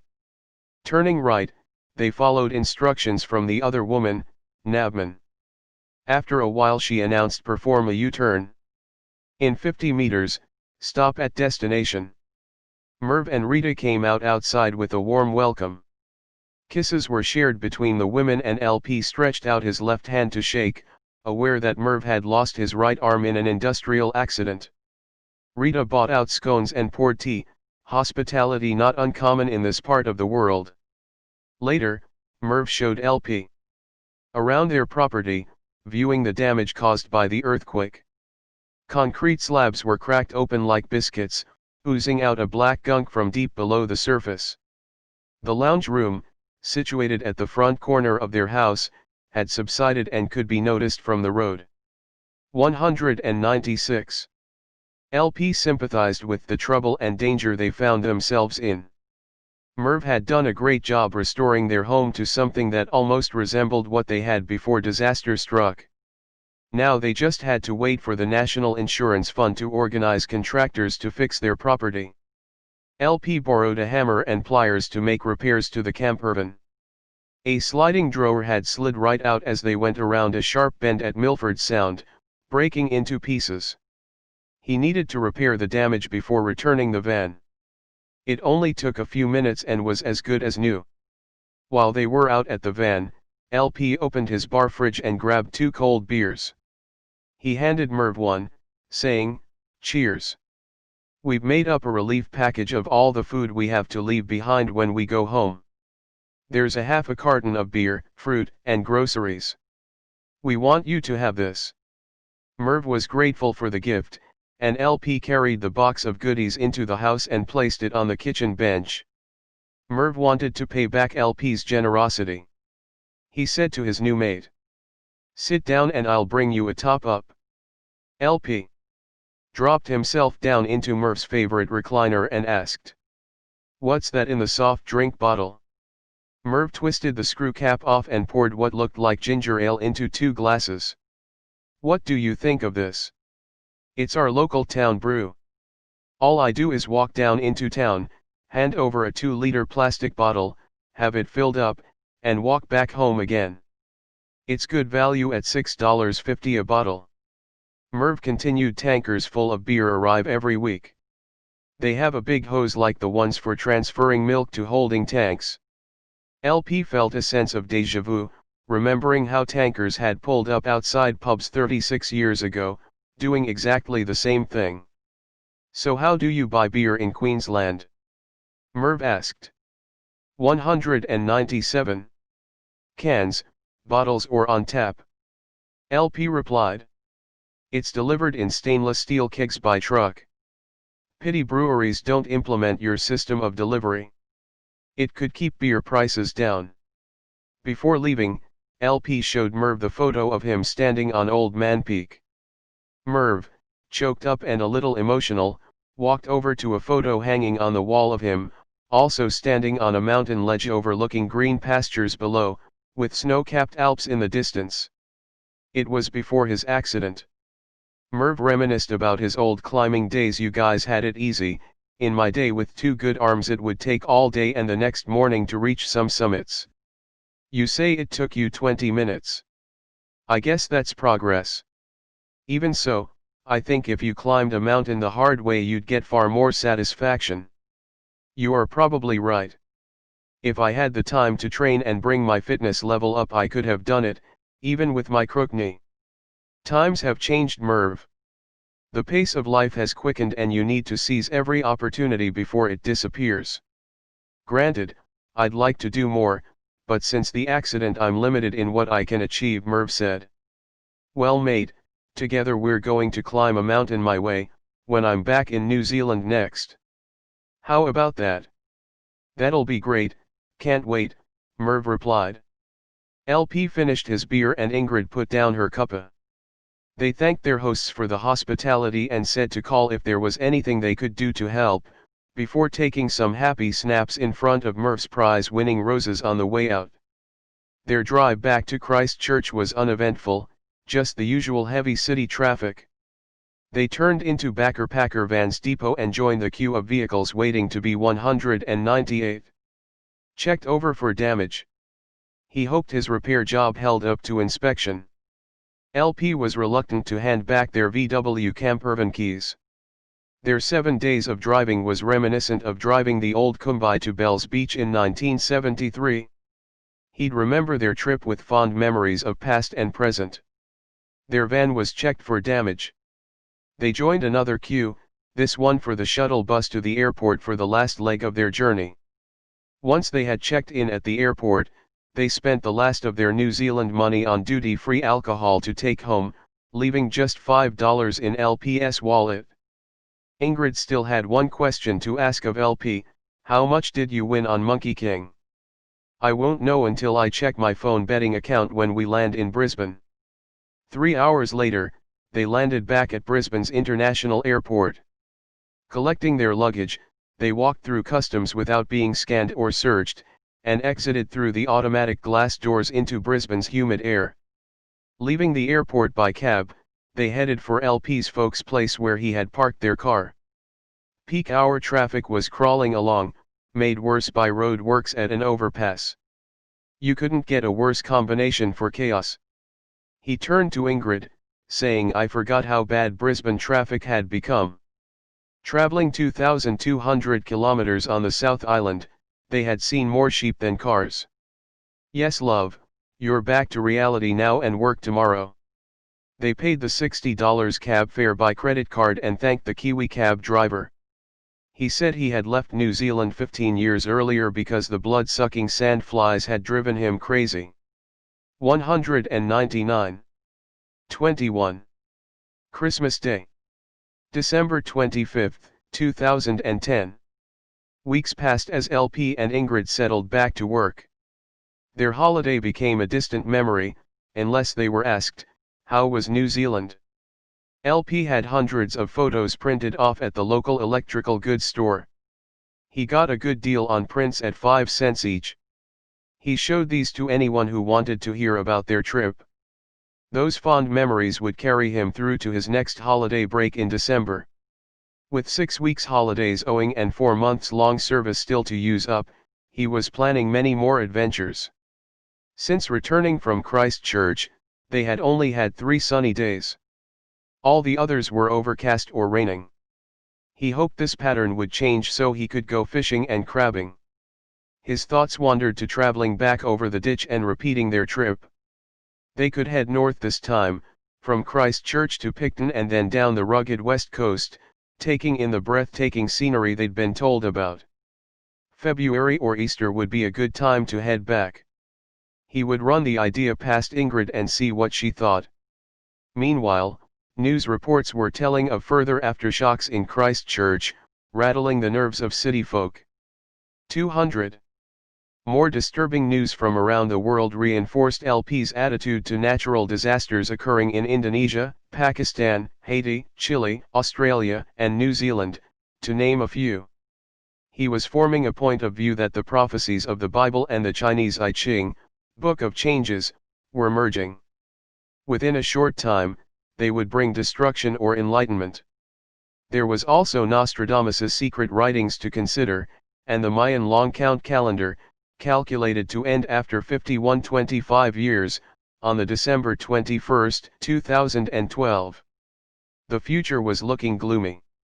Continuing news bulletins didn't help his attitude, with reports that the worst aspect of man-made pollution may not be carbon in the atmosphere, but methane. Both went hand in hand. With methane building up in the atmosphere, Bill McKibben's book title Earth Under Fire could well come true. ABC TV's Four Corners reported on exploration drilling and capping of hundreds of coal seam gas wells in Queensland. Prime cattle grazing country, as well as cotton and grain crops were been affected adversely. Seeping methane gas bubbling up into the atmosphere, as well as chemicals used to fracture and extract coal seam gas were poisoning the land and threatening to compromise Australia's greatest natural asset. The Artesian Basin is a water resource that has continually provided water to the parched land of Australia. Thousands of windmills pump life-giving liquid gold to the surface. That water changed arid dry land, to become suitable for grazing or crops, turning it into profitable livelihood for the first European settlers to the area. Watching the TV program only reinforced his concerns that things weren't getting any better, and LP felt he 201 was becoming a prisoner to an environment spiraling out of control. Governments that could make changes for the well-being of future generations were slow to act in turning the tide of destruction befalling our way of life. This has also endangered other species to the point of extinction. Big business, through lobbying politicians, has influenced decision-making adversely on our planet, possibly allowing carbon pollution to increase beyond acceptable levels. Furthermore, the rate of deforestation has not abated.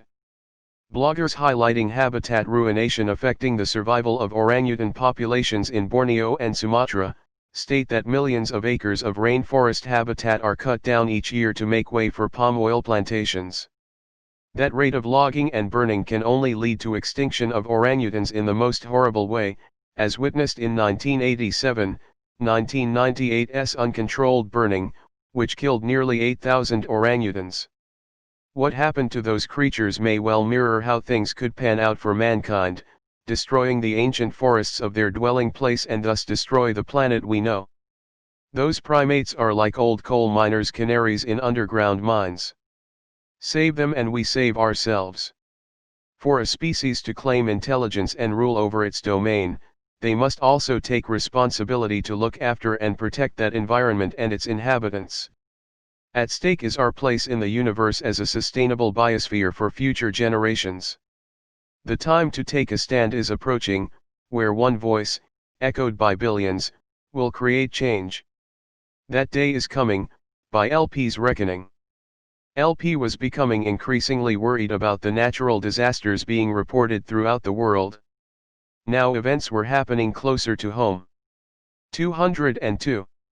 Unprecedented flooding on the eastern seaboard of Australia, wildfires over in the west and more cyclones predicted in coming months.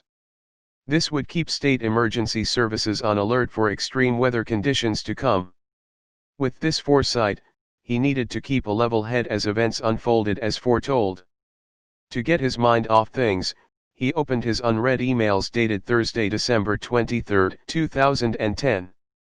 Bears was the first he read, bringing a smile to his face as he scrolled down.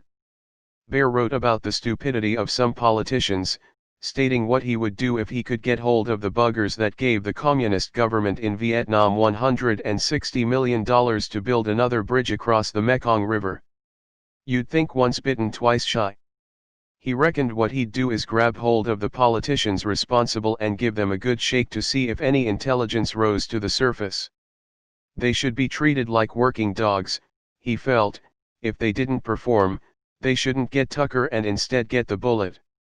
Bear was ropeable over the government sending $4.50 billion overseas as foreign aid, while the country he loved was left wanting for a disaster fund set up like the one in New Zealand. He made a point of saying that, for every dollar that's sent offshore, $1 should go into an Australian disaster fund, to help those affected by flooding, earthquakes, wildfires and cyclones. LP agreed, but emailed back to him that shooting the dog seemed a bit over the top. Christmas Day started out like any other for Ingrid and LP. The presents were piled around a green tree, adorned with tinsel and covered in gold bells. Flavors filled the air as the food was spread over two large glass tables. 203. LP's blue cooler, packed with ice, was overflowing with the festive spirit. Glancing across at his temperature gauge, he saw that it was 30 degrees already, which at 9 a.m. was making for another hot and humid Christmas day. The sunrise hours passed with kookaburras laughing to set the morning theme. Family and friends would arrive mid-morning. In the meantime, he packed their four-wheel drive. Tiwa Beach was on his mind. Tomorrow they would drive up to Taunton and cross the flooded Noosa River by barge. As everyone arrived for lunch, more presents were placed around the tree for all to see. After all the gifts were opened to great enjoyment, the feast was devoured. LP pushed his chair back, stood up, and said what a great spread this was. I think we should thank Ingrid for the food, and I'd like to thank everyone for being here. He walked inside and flicked on a local news channel for the latest news on flooding throughout Queensland. A news reporter standing on an inner-city Brisbane intersection at Hurston was saying, "The Bad Meadows Biker Club, 200 strong and riding two abreast, is causing traffic chaos." The reporter pointed to gridlocked traffic, and continued, "Nutter, their leader, a reformed drug dealer and standover thug, has now ordered his mob to follow him in single file, zigzagging through the traffic chaos they caused." Nutter rode his gleaming Fatboy Harley, holding the handlebar with his right hand. In his left he waved a huge brown teddy bear. The other biker club members also carried Christmas presents for sick kids at the Royal Brisbane Children's Hospital. LP called out, "Nutter's got a mention on the midday news." 204. "Yeah, so long as he and his brain-dead bikers keep on riding south, then that's good news," said Ingrid. Nutter and his band of followers made an impressive sight for TV viewers. They entered the hospital precinct still in single file, and Nutter parked his bike just past a double glass door entrance. Carrying the giant teddy bear under his arm, he walked over to the doorway and handed the bear to a nurse. He then waved through all his other bikers, to deliver their presents also. The head matron said, "You and 3 others are permitted to take your gifts in with the nurses to Ward 7B. But be quiet." Nutter waved over Porky, Jimbo, and Tiny. All 4 entered a large foyer area, where their riding boots squeaked on the gleaming polished floor. They were guided to a wall of lifts on either side of a pale green hallway. Matron pressed the lift button and the doors opened instantly. Nutter and his men, dressed in black, with their colors emblazoned across their leather jackets, marched down the hallway toward 7B. For doctors and nurses, this was the hardest and most rewarding ward to work on. Children being treated for childhood cancer looked up from their beds and huge smiles greeted those bearing gifts. Nutter glanced down at the chart on the bed end and said, "Hi Corey. My mates call me Nutter, but you can call me Bruce," to which Corey replied, "I like Nutter better." Porky, Jimbo, and Tiny covered their laughter at hearing Nutter's real name for the first time. Smiles continued to fill the ward, as one by one they laid their presents on the beds. Nutter said to Corey, "I was once like you, in pain, until a man whispered these words." He knelt down, placing his head next to Corey's, and whispered the same words Bear had said at their last confrontation, in the shadow of Brownie's ancient Dreamtime ancestor, Tibbergargan. 205. As Nutter spoke, a teardrop fell on Corey's forehead. "This is your mantra for life, make it part of your future." Nutter looked over to Matron, saying, "Corey's very pale. He needs sunlight to put some color back into him." She responded, "We're the professionals." "Your point is noted." Nutter spoke again to Corey, "Find the strength within, and bathe yourself in the morning sunlight reflecting off the Glass House Mountains when it comes through the window at the end of this hallway. And listen to what these hard-working doctors and nurses tell you." Nutter and his bikers said goodbye and wished everyone a Merry Christmas. Before walking out, Nutter grabbed hold of Matron's arm, saying quietly, "What chance has he got of beating cancer?" She replied, "Without Medicare he would have no hope. The latest cancer-fighting drug we're using costs $1,925 a shot. He needs one every day. At this hospital, it's free." Ingrid called out, "Turn that bloody TV off. We're trying to enjoy Christmas Day." "Yeah, I'm coming. Spare a thought for those that can't spend Christmas Day with family, and the police who have to work today," said LP, as he returned to the smorgasbord feast for seconds. 206. Police, just want to have fun too. Independent. Police. Polling. Highlighted their efficiencies, and congratulated themselves on a job well done. Their culture of looking after each other in difficult times put many Queenslanders off the good work they did in towns and cities around the state.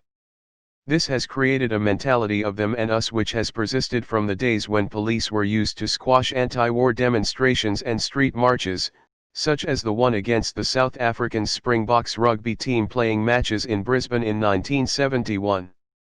Orders delivered by the then Premier of the day, Job Julka Peterson, declared a state of emergency that delivered all power to the police commissioner.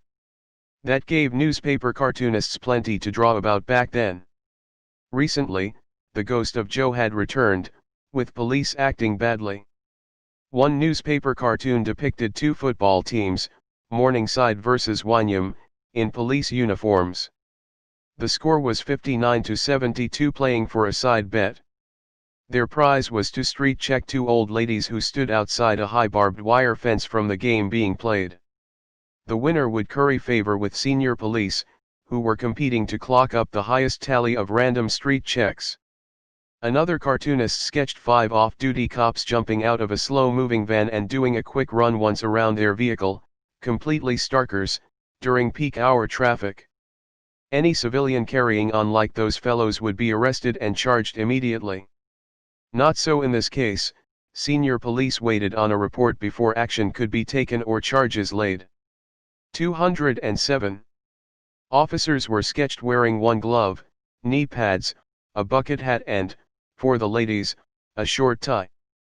These were the latest suggestions coming from grassroots police with a flair for fashion or the ridiculous. Those suggestions would be taken seriously if it meant boosting police morale. But wait, there's more. LP recollected a cartoon of Blitz and his handler, looking forlorn, with their heads sticking out of a large dog box. The caption read, "We were only doing our job." Blitz and his handler had been suspended from duty for 15 months for overzealous police work. That team of crime fighters accounted for 23% of all arrests made by the Dog Squad's 16 members. It all came to a head when Blitz took down a workman by mistake and bit him on the leg. Blitz's hard work had landed him in the doghouse at the Oxley Police Complex. His handler was suspended indefinitely and had to explain why his and Blitz's arrests were higher than the average. Blitz was now off duty and being fed tinned rations. His handler had to account for every morsel of dog food given to his crime-fighting partner. That cartoon prompted senior police to handle Blitz's case proactively, to achieve an outcome in line with public opinion. Next was a cartoon of the Premier of Queensland in bed with the police commissioner. The government's Criminal Misconduct Commission was the overseer, fighting corruption within the public service and police departments. Seeming to be above the law, ready to prosecute breaches of the law, all were accountable to his inquiry's judgment, including the police commissioner. Another cartoon depicted senior police as snails, slow to investigate an indigenous death in custody on Palm 208 Island, which resulted in rioting that burnt down the only police station, barracks, and courthouse on the island. The commissioner had to explain why proper police procedures were overlooked at watch houses throughout the state. This resulted in payouts of hundreds of thousands of dollars to victims of police brutality. That cartoon was not very funny. Queenslanders could be heard to say that the ghost of Joe had returned. In his day it was not uncommon for brown paper bags filled with cash to land on his desk or that of high-ranking police.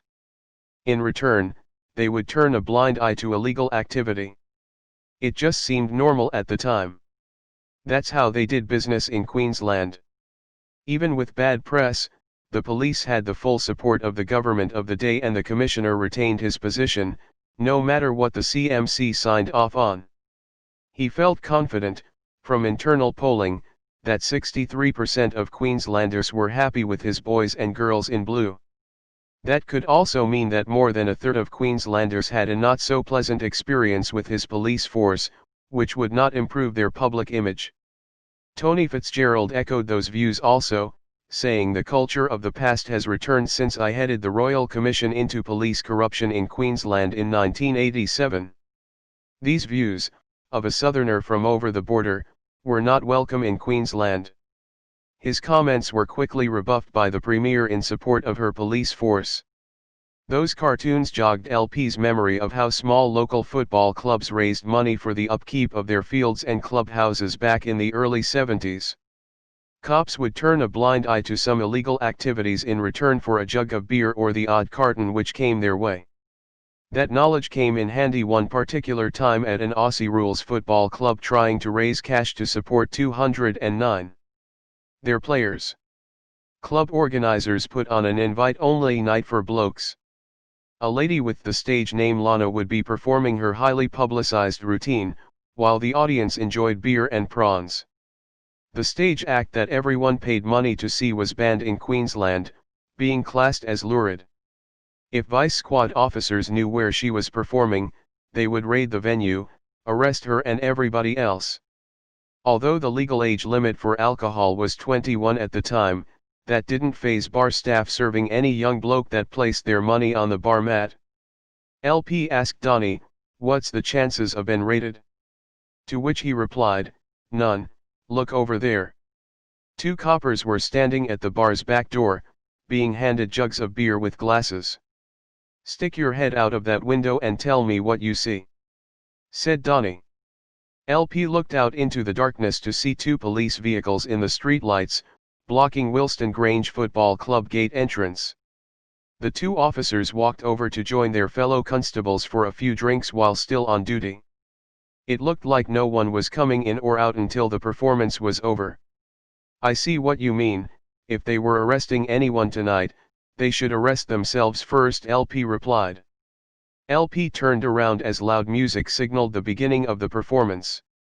He was about to see why Lana's act was banned. Back then, police made up their own rules of behavior, and this persisted up until the Royal Commission into Corruption within the police force that brought down senior police and politicians, sending some to jail. Their belief that they were untouchable and the culture of payoffs and bribes continued during the inquiry of '87. One blatant example was the Vanuatu Gala Ball. 210. This wasn't the kind of event that the name suggested. Topless waitresses served beer and prawns. Entertainment was provided by well-endowed women mud wrestling, which could be seen by surrounding neighbors in broad daylight. Northeast Street, where the ball was held, was listed as "Do not enter, road works in progress" on police computers. Local police closed off the road until the charity fundraising function finished. This only reinforced that nothing had changed. 211. 22. New Year's Eve. December 31, 2010. LP rolled his head towards the window and opened his eyes to sunlight breaking through storm clouds over the horizon. He could hear ocean waves as they broke on shore, pushing up, washing away vehicle tracks made at low tide, returning Tiwa Beach to its pristine beauty. Flood waters gushed out through the Noosa River mouth to the south of Tiwa Township. The water on the shoreline turned brown with ocean foam rolling along a normally pleasant outlook. Storm water spreading out along the foreshore and strong southeasterlies would prevent any early morning fishermen or swimmers coming down for a morning dip or fish on Tiwa's normally white sandy beach. Ingrid moaned. "What time is it? I want to sleep in." "Pull the curtains closed." LP rolled over, placing both feet on the cool polished floorboards. He closed the curtains and went out into the open-plan living area, quietly closing the door behind him. He clicked on the TV, flicking through the channels until he saw flood waters flowing down Queensland's Fitzroy River. The ABC 24-hour news was reporting on flooding throughout central Queensland, west to Theodore and St. George and back to the coast, an area the size of Texas. The Fitzroy River flowed through the heart of the major regional city of Rockhampton. Two large bridges looked like they were holding the city together as residents braced themselves for the full onslaught of flooding upstream. 212. Their airport was already underwater, and within days all roads leading to town would be closed. Rocky would become isolated, with only volunteer state emergency services and police personnel continuing to evacuate locals to higher ground as the river peaked. Those men and women also had to battle rising waters and avoid deadly snakes and crocs that had been flushed out of their favorite patches of land and water holes. He sympathized with those affected up north, and to some extent flooding was also increasing in Queensland's capital of Brisbane. LP and Cato's places were high and dry and flooding would not affect them, although a rising Noosa River might shut down Twanton's 2 barges, which were their only way back south across the river. LP had seen enough bad news for now and switched the TV off. He headed over to Cato's place overlooking Tiwa Beach. Brownie was due to be staying there tonight for New Year's Eve, if he could get through. Bear's old place was just around the corner as well, but no one was staying there this year. It had no plumbing while the bathroom was being renovated. LP strolled up the sandy track to Cato's front yard, which was covered by bush and shrubs, creating a private courtyard. "G'day mate. Getting the rods ready for fishing on the other side?" LP asked Cato. "Yep, with a bit of luck there should be a small wave to ride as well." "Have you seen the news about up north and Brisso?" LP asked. "No, what's happening?" Cato said. "Well, your mate in Kiwi land was right," LP said. "What, you mean Ken Ring, the long-range weather forecaster?" "I'd given up on him," said Cato. 213. Don't be too hasty. His forecasts were based on the moon going through its 36-year cycle. That means the weather is repeating the pattern of the early 70s. Said LP. "Yeah, you're right, it sure feels like that. All we need is a couple of cyclones to come down the coast and cross between Gladstone and Fraser Island and Deja Vu 1974. LP left Cato contemplating the possibility of worse weather to come and walked back around to his place, where he found Ingrid making an omelette for breakfast. Her recipe, prized and passed down through family generations, was made from a handful chopped bacon and shallots, 4 eggs, 1 cup of milk, plus a pinch of salt and pepper. By adding a teaspoon of flour made the mixture fluffy, just like her nana's. Add to a hot saucepan and heat for a few minutes, then fold and turn once. Sitting down on their veranda, he poured himself a large glass of orange juice and looked out at the dark storm clouds bucketing down torrential rain just offshore. LP called out to Ingrid, "Better hurry up with brekkie, or we're not going to get up to Double Island before this rain comes." She replied sarcastically, "If you want it any quicker, come in and help, or make it yourself." LP was only trying to point out that they need to leave soon. Not only because of the weather but to beat a rising tide, otherwise it would be hard going driving on soft sand. The last 100 meters before going over the blow would be blocked by waves pushing up against the high sand dunes. If that happened, they'll have to wait there for the tide to turn, which could take up to 3 hours. LP went inside and opened up his laptop to check his emails, the latest being from 350.org. It reported having an 214 insight on Queensland's floods, claiming that climate change had caused the deluge. Up until that time, LP had thought Bill McKibben's theories on climate change, based on the amount of carbon in the atmosphere, had some foundation. McKibben believed that if carbon climbed above 350 parts per million, the planet we know would become unrecognizable. His assumption assumed that carbon will continue to rise above 350 ppm. Then we would all have a problem to solve.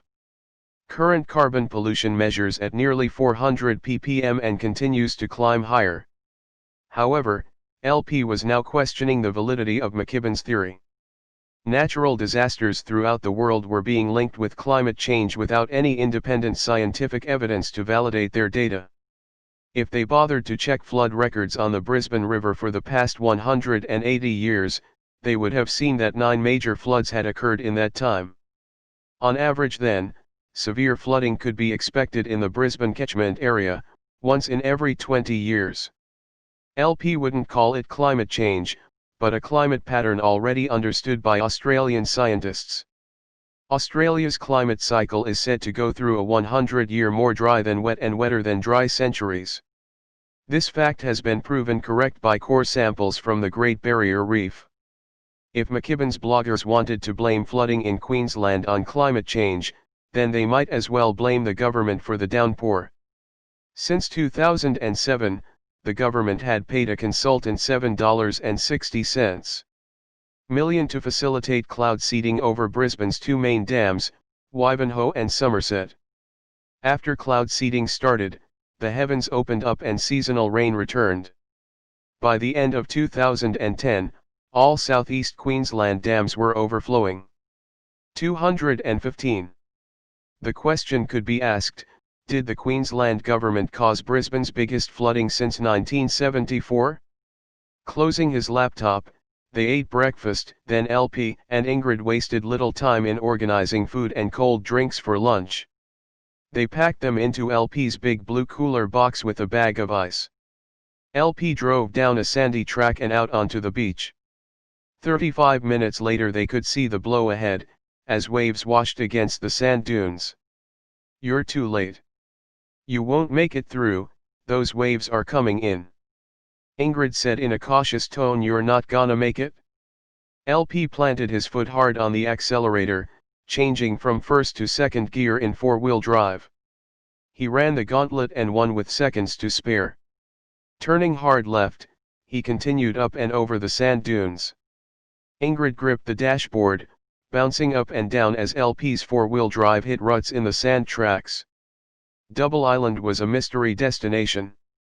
Visitors thought they were going to stop at two islands. The name came from when Captain James Cook navigated and mapped the east coast of Australia in 1770. He named Brownie's ancient ancestors, Glasshouse Mountains, and mistakenly named a headland further north, Double Island Point. LP slowed as they drove through a passage of rainforest. Sunlight filtered through the greenery overhead and they could see sparkling blue water ahead. Suddenly the rainforest opened out to their Shangri-La. Double Island's north side was protected from the 40-knot southeasterlies and for some reason the ocean was calm and a pristine blue compared to the other side. With no rain clouds overhead, it was a welcome change to all the bad weather that surrounded them. 216. LP stopped his four-wheel drive in front of a large lagoon. He looked up along the shoreline of high-colored sand cliffs leading to Rainbow Beach. Memories flashed back of 40 years past, of Gordon Elmer with his orange-painted ex-army vehicle, loaded up with LP and his mates, as well as food, drinks, and surfboards, and traveled 10 clicks along the colored sand stretch of beach to Double Island. They would spend their weekend there until he returned for them on Sunday afternoon. Back then, you rarely saw anyone else. Now, you almost had to reserve a spot on the beach to park. If you ignored all the other vehicles, fishery inspectors, national park rangers checking camping permits, and police patrolling the beach as if it was a highway, Double Island was as pristine now as back in the early 70s. LP found a sense of tranquility and freedom here, even with the unwanted crowds. It was still better than the city life. LP spotted Cato, and parked close enough for them to rope a tarp across both four-wheel drives for shade, or if it rained. Once they were unpacked, Cato looked at LP, saying, "Here comes Brownie. He'd be late for his own funeral." Brownie parked his Toyota Land Cruiser nearby. It had a canopy cover for camping and was all decked out to survive 3 or 4 weeks on the beach or the outback. "How come ya arriving just now? We expected you days ago," Cato said. Bloody tourists and flood waters, felt like tellin' 'em to swim back to where they came from. They expected to see the dry arid outback and do some hunting. They're lucky they weren't the hunted. Between the crocs and snakes, we just made it out of there in one piece. I got 'em back to Rocky and dropped 'em off at the Fitzroy Hotel for a counter lunch so I could go into the city to 217. Get a replacement radiator hose that was hissing steam and losing water. By the time I headed back for 'em, the police had closed the road and I couldn't get back in. So here I am. I got out just in time, before the whole town was cut off by road, rail, air, and sea. I'll go back for 'em when the road opens again. That won't be for another 2 weeks. Anyway, where's the surf? It reminds me of when Nat Young and his surfing buddies were here. They said the place had the smallest wave they had ever seen, that had the potential to be the longest wave ever ridden. Yeah, just as well it was small that day, or by now it would be packed with surfers like Nusa National Park on a big swell. Kato said. LP butted in, you won't be surfing here today. The only action you'll have is if I take you out on my jet ski. Come on Brownie, jump on, I'll take you around the front of Double Island. Put that vest on and hang on. LP pushed his jet ski from the shallow water and climbed on, with Brownie following. One quick squeeze on the throttle trigger gave a burst of power that sent Brownie lurching backwards, gripping tightly to the back of LP's vest. 30 seconds later they reached the point where swells would roll in, producing perfect waves that could be ridden for up to 2 kilometers. Out here, dolphins imitated surfers with skillful maneuvers, jumping forward down a wave face and doing a bottom turn just like seasoned surfers. They continued out to the next point, Flat Rock. 40 years ago that point break was not surfed and was only the haunt of fishermen. Over the years sand had built up, making a pretty impressive barreling break. The only problem was, you had to jump in off an outcrop of rock, called Flat Rock, into rolling swells. Once in the water, you looked straight up at a 218 sheer cliff face as the waves washed up onto large rock boulders. The trick to riding those waves was not to get caught in white water that could push surfers up onto the rocks. If that happened, you could expect your surfboard to be damaged and to get cuts and abrasions trying to retrieve it. Climbing the cliff face was a challenge, even for an experienced rock climber. You didn't want to find yourself in a position like that. When Flat Rock was pumping, the best option for coming in was to paddle back around the headland. That was the only safe way to go, allowing the inshore rip to push you along.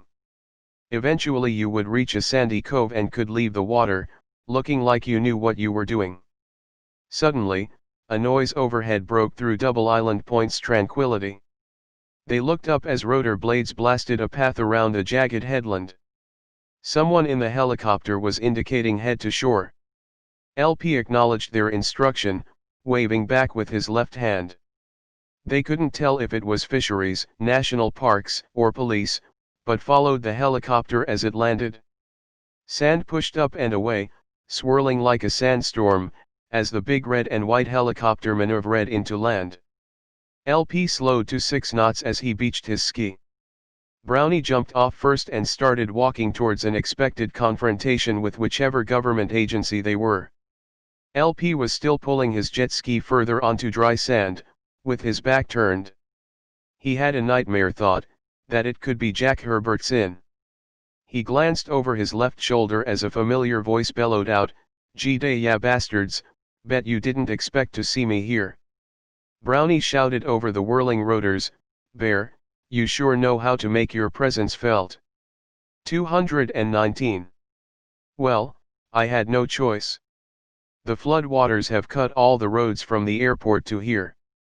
So I just hired a chopper, no drama, didn't want to miss New Year like last year. Bear replied.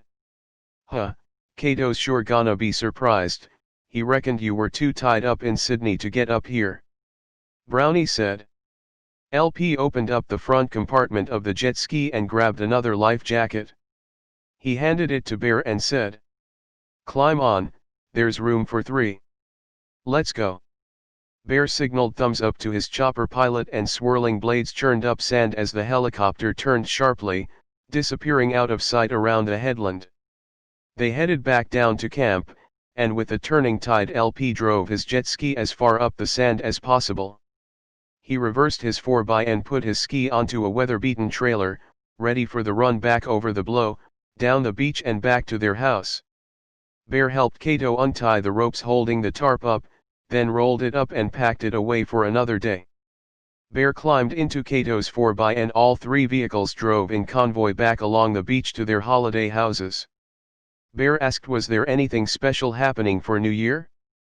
No trouble from coppers or bikers, I hope. The only thing out of the ordinary was 2 undercover coppers turning up at a wedding at a neighbor's house. I was there having a couple of drinks with them. Kato said. How did you know they were coppers? Asked Bear. Kato said the next day they were in uniform doing random breath testing, but I wouldn't make much out of it. I think they were just off-duty cops looking for a late-night party to gate crash. What's LP up to? Bear asked. He phoned and said there was one more thing that had to be done with the scroll. 220. He didn't tell me what, just to be here this time. So what do you know? Kato's response was hesitant. LP believes that the scroll is required to be downloaded at midnight New Year's Eve 2010. The positioning of the 3 beach houses, each with a laptop, one of which is George's old one, will form a triangle pointing directly to Mt. Birvah in the Glass House Mountains, the home of Brownie's ancient ancestors from Dreamtime. Oh no, not where all that shit happened 9 years ago? Bear asked. Yep, and that's not all. He's convinced that the axis of the pyramid that it creates, points directly to a planet 1,000 light-years away, rotating in the opposite direction to its Sunday. Is he completely nuts? Bear asked, shaking his head. Look, there's no harm in humoring him, all he asked for is that at midnight, George's old laptop, his and Brownie's simultaneously download and save the scroll in pictures. That's no great drama, Kato said. Okay, I can't see a problem with that, but it had better be the end of it all. I don't want any more trouble from bikers, police, and religious fanatics turning up again. Tell me, what happened about that footage implicating the commissioner shooting George? Bear asked. We found it, but it was only recently. Could we copy it? We had to run the footage on George's laptop screen and film it with LP's new HD video camera. Now it's ready to upload to YouTube, said Kato, with a confident grin. Hang on, if Herbertson gets wind of what you're going to do, he won't let sleeping dogs lie any longer, Bear said. Kato, still smiling, responded. Jack Herbertson ain't the commissioner anymore. He now heads the counter-terrorism agency in the federal police. He wouldn't give us lot a second thought these days, so don't worry about that. 221. Come on, Bear, let's knock down a few beers and talk about the old times, and we'll see the new year in with some fireworks, said Kato. How did you get hold of fireworks? They're illegal. Bear said. Banger Bob, replied Kato, I bought the last lot 2 years ago, before he was arrested and thrown in jail.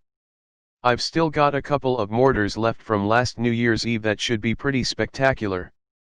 Bear said that'll make New Year go off with a big bang, but what I want to do now, is go crabbing. Bear was keen to pack in as much holiday time as he could in the 24 hours before he had to head back to Sydney. One thing he wanted to do was go fishing and crabbing along the Noosa River. He didn't eat crab meat, but he liked the challenge of catching them and avoiding their vice-like grip. It was late afternoon as they arrived back and a bright orange sun was setting over the horizon, with dark storm clouds moving above. Bear spotted LP's crab pots stacked against the house and said, come on, we're wasting time, throw those pots in the tinny, let's go crabbing. Pots, rods and bait were placed into LP's boat, and they headed back towards the barge on the Noosa River, where they would launch their crabbing mission. LP maneuvered the boat trailer down a small cement ramp next to the Noosa barge and slid his 14-foot tinny into the murky brown water. Brownie climbed in, while Bear held the boat. LP parked his four-wheel drive away from the boat ramp, locked it up and walked back to climb into the boat. Bear pushed the tinny away from shore, jumping in while LP motored in reverse. 222. He accelerated downstream, past a small island surrounded by mangroves and headed towards the river mouth. Minutes later, LP turned hard to port into a mangrove-covered inlet that only a few locals knew about. He yelled duck as he entered what looked like an embankment covered by mangroves. LP slowed his boat to a punt as it pushed through into a huge lagoon, saying, "This is where we're fishing, out of the wind and current." Anchoring, Bear threw out 3 crab pots and proceeded to cast out their lines and wait for a feed of fresh fish, whiting, or bream that they could cook up on the barbie later. The stillness was broken by Bear's rod as it twanged and bent sharply. He gave it a quick pull backwards and had his first fish jagged. It was a big one and put up an enormous fight, coming to the surface twice before Bear could pull it up and over the edge of the boat. It was a huge grunter bream, around 55 centimeters long and probably weighing in at nearly 5 kilos. Bear's monster catch would win any fishing contest on the coast. Even so, this was going on their Barbie for a feed tonight. After an hour of fishing, it looked like Bear's catch would be the only fish for dinner. He stood up with the oar in both hands, and started moving the boat slowly over to their floats, pulling up 3 empty crab pots. Bear was not happy and said, "There's muddies in this river and I'll find 'em. Pull up anchor and head back upstream." Bear, being not shy to solve a problem, continue on to say, "Head over to those couple of floats near that island. We'll check if they'll give us a feed of muddies." No one wanted to remind Bear that there were laws against raiding someone else's crab pots. They knew his 223. Answer: how many times have my pots been raided? I'm just returning the favor. LP motored slowly alongside the first float as Bear pulled up a line of rope to reveal 2 captured muddies, one large buck and a small female. Bear tipped the pot on its side and both crabs dropped out. Bear reached down to grab the green-colored female by its back flap and threw it overboard. He then moved in on one agitated, snapping male mud crab, which reared up, snapping its 2 giant claws. Bear moved his hand over and around the claws and grabbed it from behind. The mud crab liked wrestling, but it didn't stand a chance against Bear's quick reflexes. He placed his prize in a blue bucket and then grabbed 2 VB beers and put them in the crab pot, sinking it into its original position in the river. That was his payment as well as a bit of a joke. Whoever owned that pot would think it was Southerners. Queenslanders would have used the local brew. XXXX. Moving along, Brownie pointed his torch at the next float. He quickly pulled up another pot and gave thumbs up, another large buck. He shook the pot and the crab dropped directly into the claws of his first capture. Brownie said, "Drop the pot quick, smart, just punt around to the other side of this island." "What for?" Bear asked. "I know some of the locals use the bush area along the mangroves to grow their own weed. We'll help ourselves to a few leaves," said Brownie. As LP pulled up against a small jetty, he asked, "What's the name of this island and who lives here?" "Makepeace is its present name. It used to be called Pig Island. In the past, it was owned by a Miss Makepeace. When she passed away, she left the property to a woman shopkeeper 224. She had befriended. That person sold it to a local artist who used it as his home and studio. He organized and gazetted the name change to Makepeace Island, and then years later sold it to a high-profile executive who now allows it to be used for conference and recreation for his airline staff. It's rumored he paid $4 million for his private island on the Noosa River." As they approached, lights were on and people were standing on the veranda. Brownie said, "I won't be long. Cut the engine and hand me that torch." LP and Bear watched him disappear into the darkness and waited quietly, not wanting to bring any attention to their ill-gotten booty. Brownie walked close to the lit-up veranda and noticed a woman side on with bright red hair, pale white skin, and freckles. He thought, "I know that woman," turned and walked up several stairs, tapping her on the shoulder and saying, "Hello, Riverina." Startled at first, she turned, then recognized the voice and looked into his face, saying, "Brownie, what are you doing here?" "Ah, a bit of crabbing and fishing. Just stopped to use your toilet." "Funny, haha," she replied. "So, how you been? Keeping well, I hope." "Yeah. Good, good, real good," she said. "Anyway, where's the toilet?" he asked again. She grabbed his hand and led him down a hallway, opened the door and pushed him in. She followed, closing and locking the door behind her. They were about to repeat their mile-high encounter, when they had last met on a flight from Alice Springs. Fireworks were going off early for Brownie at ground level. 225. 23. LP and Bear were becoming anxious. Bear turned to LP, saying he's taking his bloody time. Hope he hasn't run into any trouble. Yeah, like the night before goin' south to Bell's Beach, when we had a punch-up with that skinhead mob on the top floor of Lennon's hotel. While waiting for Brownie, they reminisced over what had happened that night. LP had downed a schooner of beer before walking down a narrow pathway between table and chairs. He turned and said to Brownie and Bear, "Keep an eye on my back. Those dickhead skinheads could be trouble." LP squeezed his way past one bloke blocking the entrance to the men's room. Soon, as he walked back out, seeing nothing had changed, he pushed forward a white chair with an angry skinhead gasping for breath as his chest was pushed into the corner table. Brownie and Bear, seeing what was erupting, started running towards their mate. Four tattooed chrome dome blokes jumped up from their chairs and one slid across the table towards LP. LP raised his arm and gave him a right uppercut to the nose with enough force to splinter bone, piercing his already brain-dead tattooed forehead that read Ancient Warrior. Brownie, with the force of his Dreamtime ancestors surrounding him in spirit, raised his left leg and kicked another opponent in the head, sending him smashing to a floor soaked in spilt beer. Bear nabbed another bloke and gave him 3 quick jabs to his ribs, plus one almighty punch to crack the bloke's jaw. He fell down, blood trickling from his mouth. 226. Bouncers pounced, restraining Bear, Brownie and LP. They quickly pushed them towards Lennon's top floor foyer of lifts, to be sent down out onto Brisbane's Queen Street, in the heart of the city. Bear was agitated and itching to finish the fight. He figured those skinheads would be ejected pretty soon. They started walking down a well-lit pavement when Bear pointed to a dark laneway, and indicated to stop and wait for his prey. From where they waited, they could keep surveillance on King George Square car park where Bear's orange Charger was parked. Waiting 20 minutes with no contact, Bear finally decided that they should call it a night and head back to his car. They walked out of the alleyway and crossed the street to the car park. Brownie called out, "There they are," walking past the American bookshop across the road. Bear and his mate stood around a corner, down a ramp at the first level of the car park.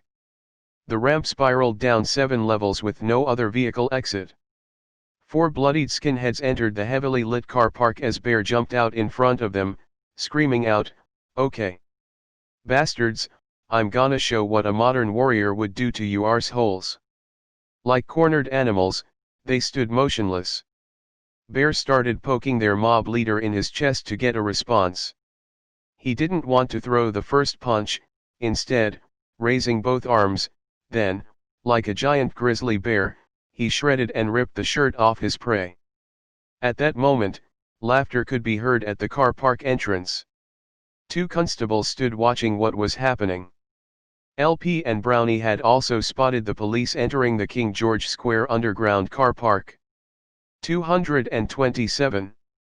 The laughter stopped suddenly as a voice yelled out, "You've got 1 minute to get in your cars and leave. Otherwise, 2 paddy wagons are waiting outside to take you all to the city watch house." The constable stood to attention as the sergeant in charge stood utterly silent, waiting for his command to be heeded.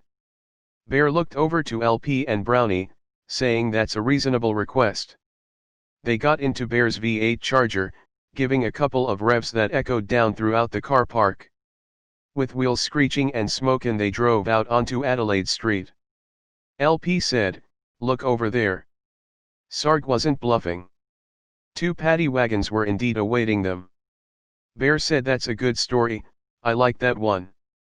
Pity the cops aren't as reasonable now as back then.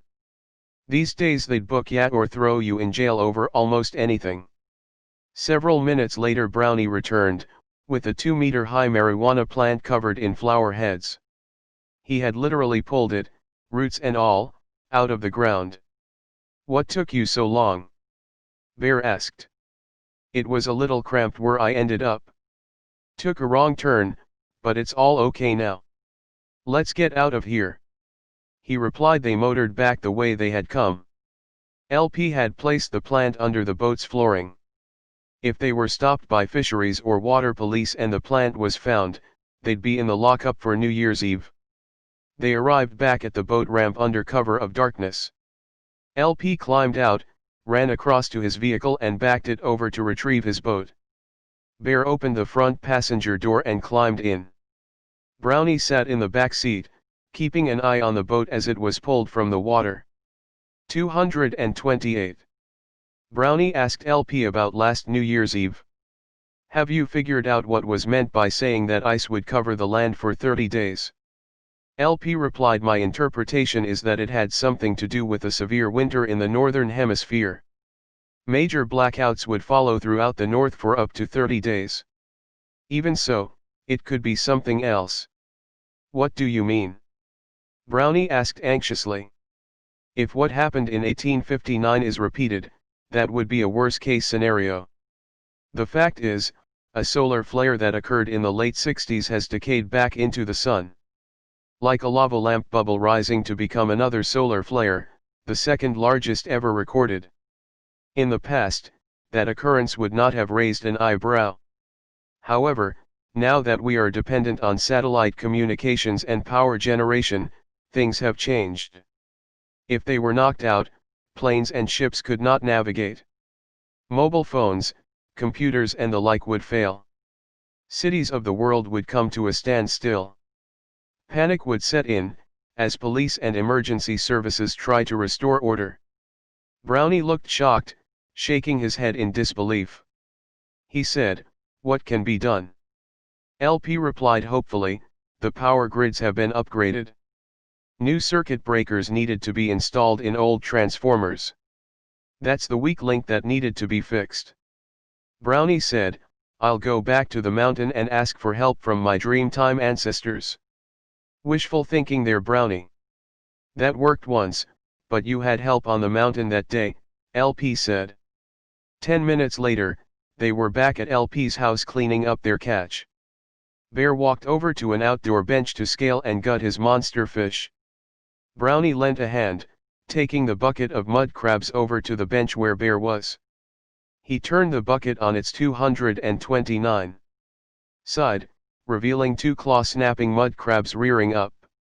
He grabbed his shovel and quickly pushed it through the middle of each crab's hard back shell, killing them instantly.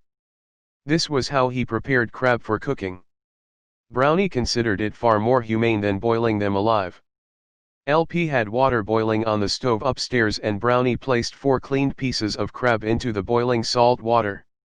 Bear followed them upstairs, placing his prize fish on alfoil, already buttered, peppered and seasoned. He gave it a good squeeze of lemon juice and wrapped it up before placing it in LP's oven. Ingrid turned from watching TV and said, smells good. About time you guys did some cooking. Why not make it a habit, instead of only at your Barbies? The guys grinned as Brownie replied, we are hunters and gatherers. We won't be making this a habit. 7 minutes later, Bear's crabs were cooked, the shells changing from a dark green to orange. He removed them from the boiling hot water with tongs and placed them onto a plate to cool.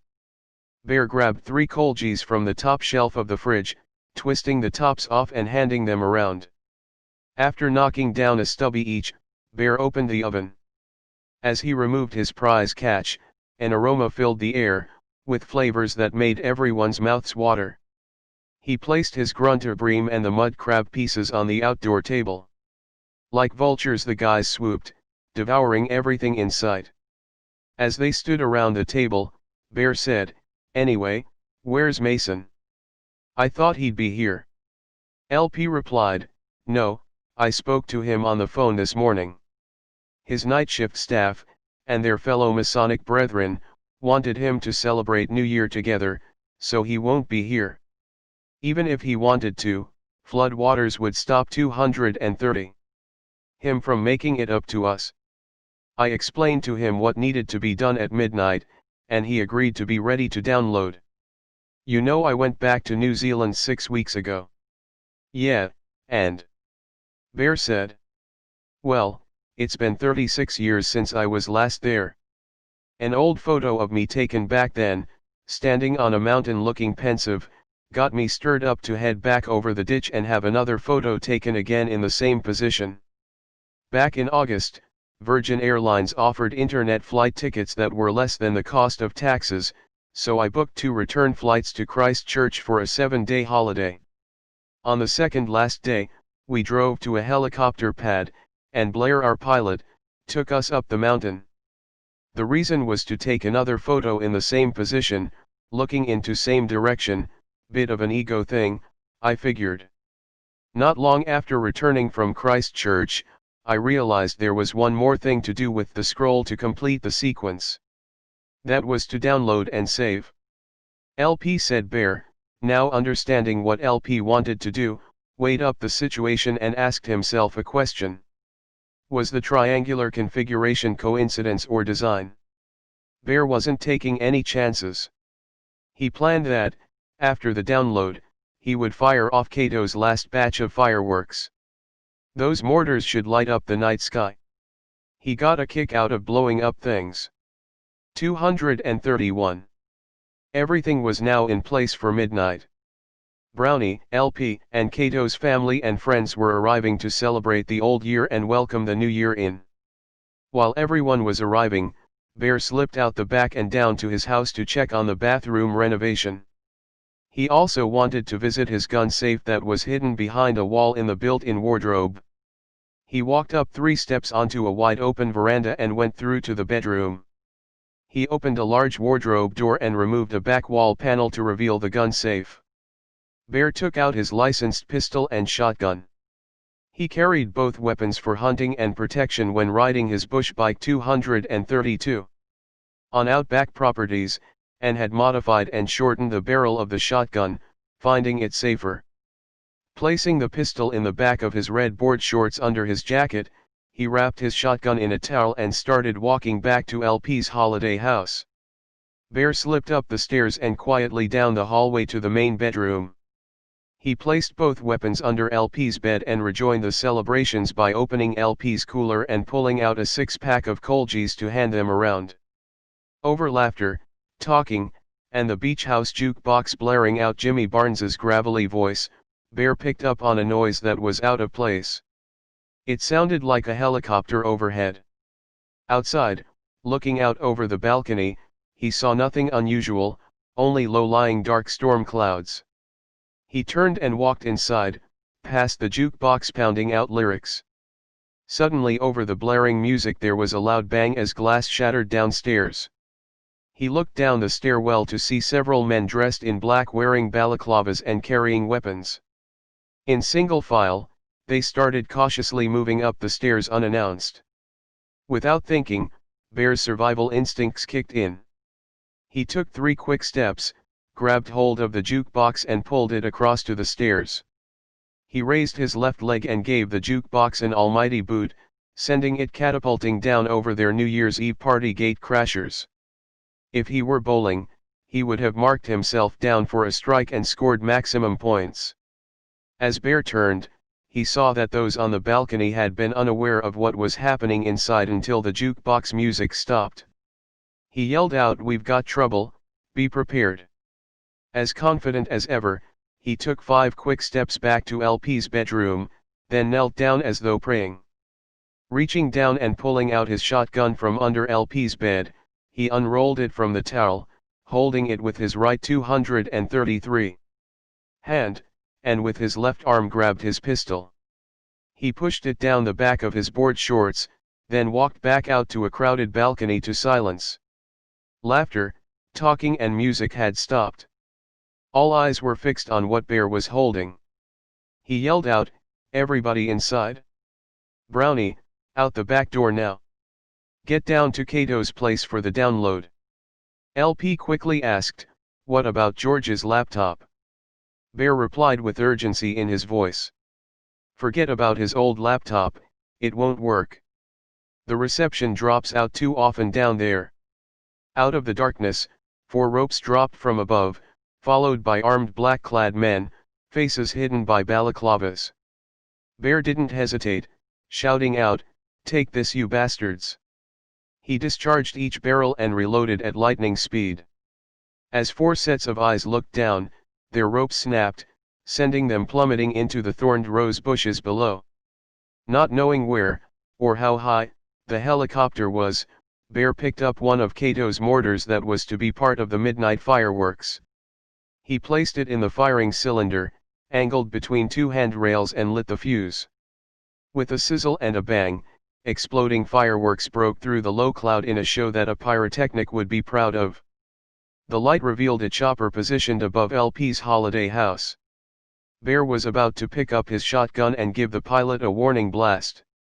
Suddenly the swirling blades headed in a southerly direction and soon could be heard landing over at Tiwa Beach's helipad, which was the only way in and out in an emergency at high tide.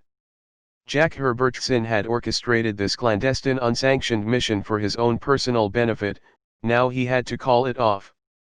234. He had failed to retrieve George's laptop, which contained the evidence that would incriminate him in shooting George. Intel from those undercover cops didn't help. Little did he know that if his men had walked into Bear's house, they would have found George's laptop on the kitchen bench.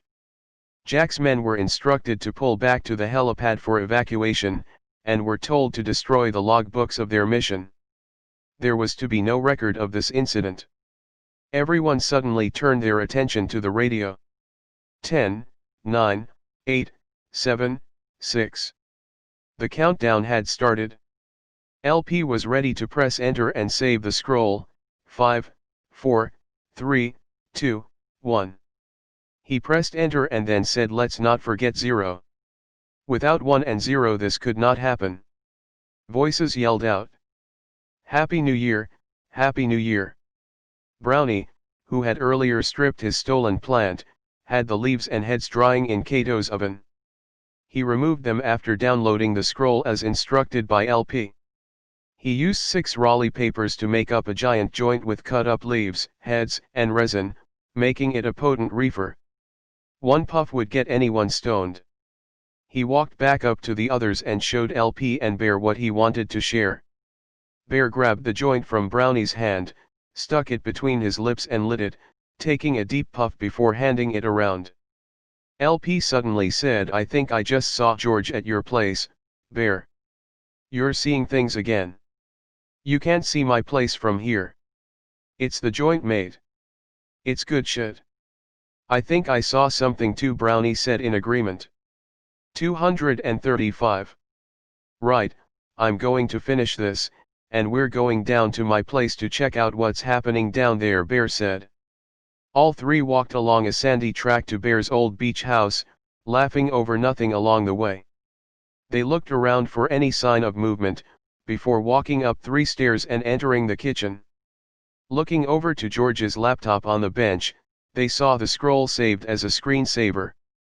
LP asked, "How did that happen? There should be no reception here. The only person not at my place was you, Brownie. Did you come in here and download this?" He replied, "No, definitely not. I was too busy rolling a big fat joint after I pressed enter to save the scroll." "All right," Bear said, "check where it was saved, that might give us a clue." He pressed enter and opened up the file. They all started to read. "Hi guys. Couldn't stay long. Your triangular configuration allowed time to fold in, creating a 3-dimensional portal to open up a crack in antimatter. Like the timeline markers did at the ancient Borer rings. That gave me enough time to let you know I'm doing all right, and to enlighten what is to be achieved when the image and words of the scroll are combined. It will allow you to connect to the greatness within that will go back to the Creator, and at that moment you will become immortal. The scroll is saved, knowledge and wisdom is at your fingertips. Equinox, the end is the beginning. Life renewed. Omega and Alpha. Epilogue. Untold story. April 1996. As time passes shaping our future, memory creates our present. One past occurrence shaped and created the writer Lewis Phillips. His story is told through anecdotes in his signature books, Past, Present, Future and Image of the Past. Most of these stories are based on things that have happened or will occur in the future. Although, One event not mentioned in his books relate to the book's premise that describes a journey to deliver and save the scroll. On a day in April 96, a strange incident set off a chain reaction, starting from a phone call the night before at 7:00 p.m. That news would describe how a young lad, a mate's son, was involved in a car accident. He was riding his friend's push bike without brakes, down a steep hill on the wrong side of danger as a van turned into Pakenham Street, Aruna, causing a high-speed impact, sending Jay smashing into the windscreen. Sirens could be heard from the author's home one street away as ambulance, police, and emergency services arrived. He was rushed to Nambur Hospital, and moved quickly to intensive care and placed on life support. His injuries were critical, and his parents were informed his chance of survival was dependent on emergency surgery, but there was no surgeon capable of performing the operation at Nambur Hospital.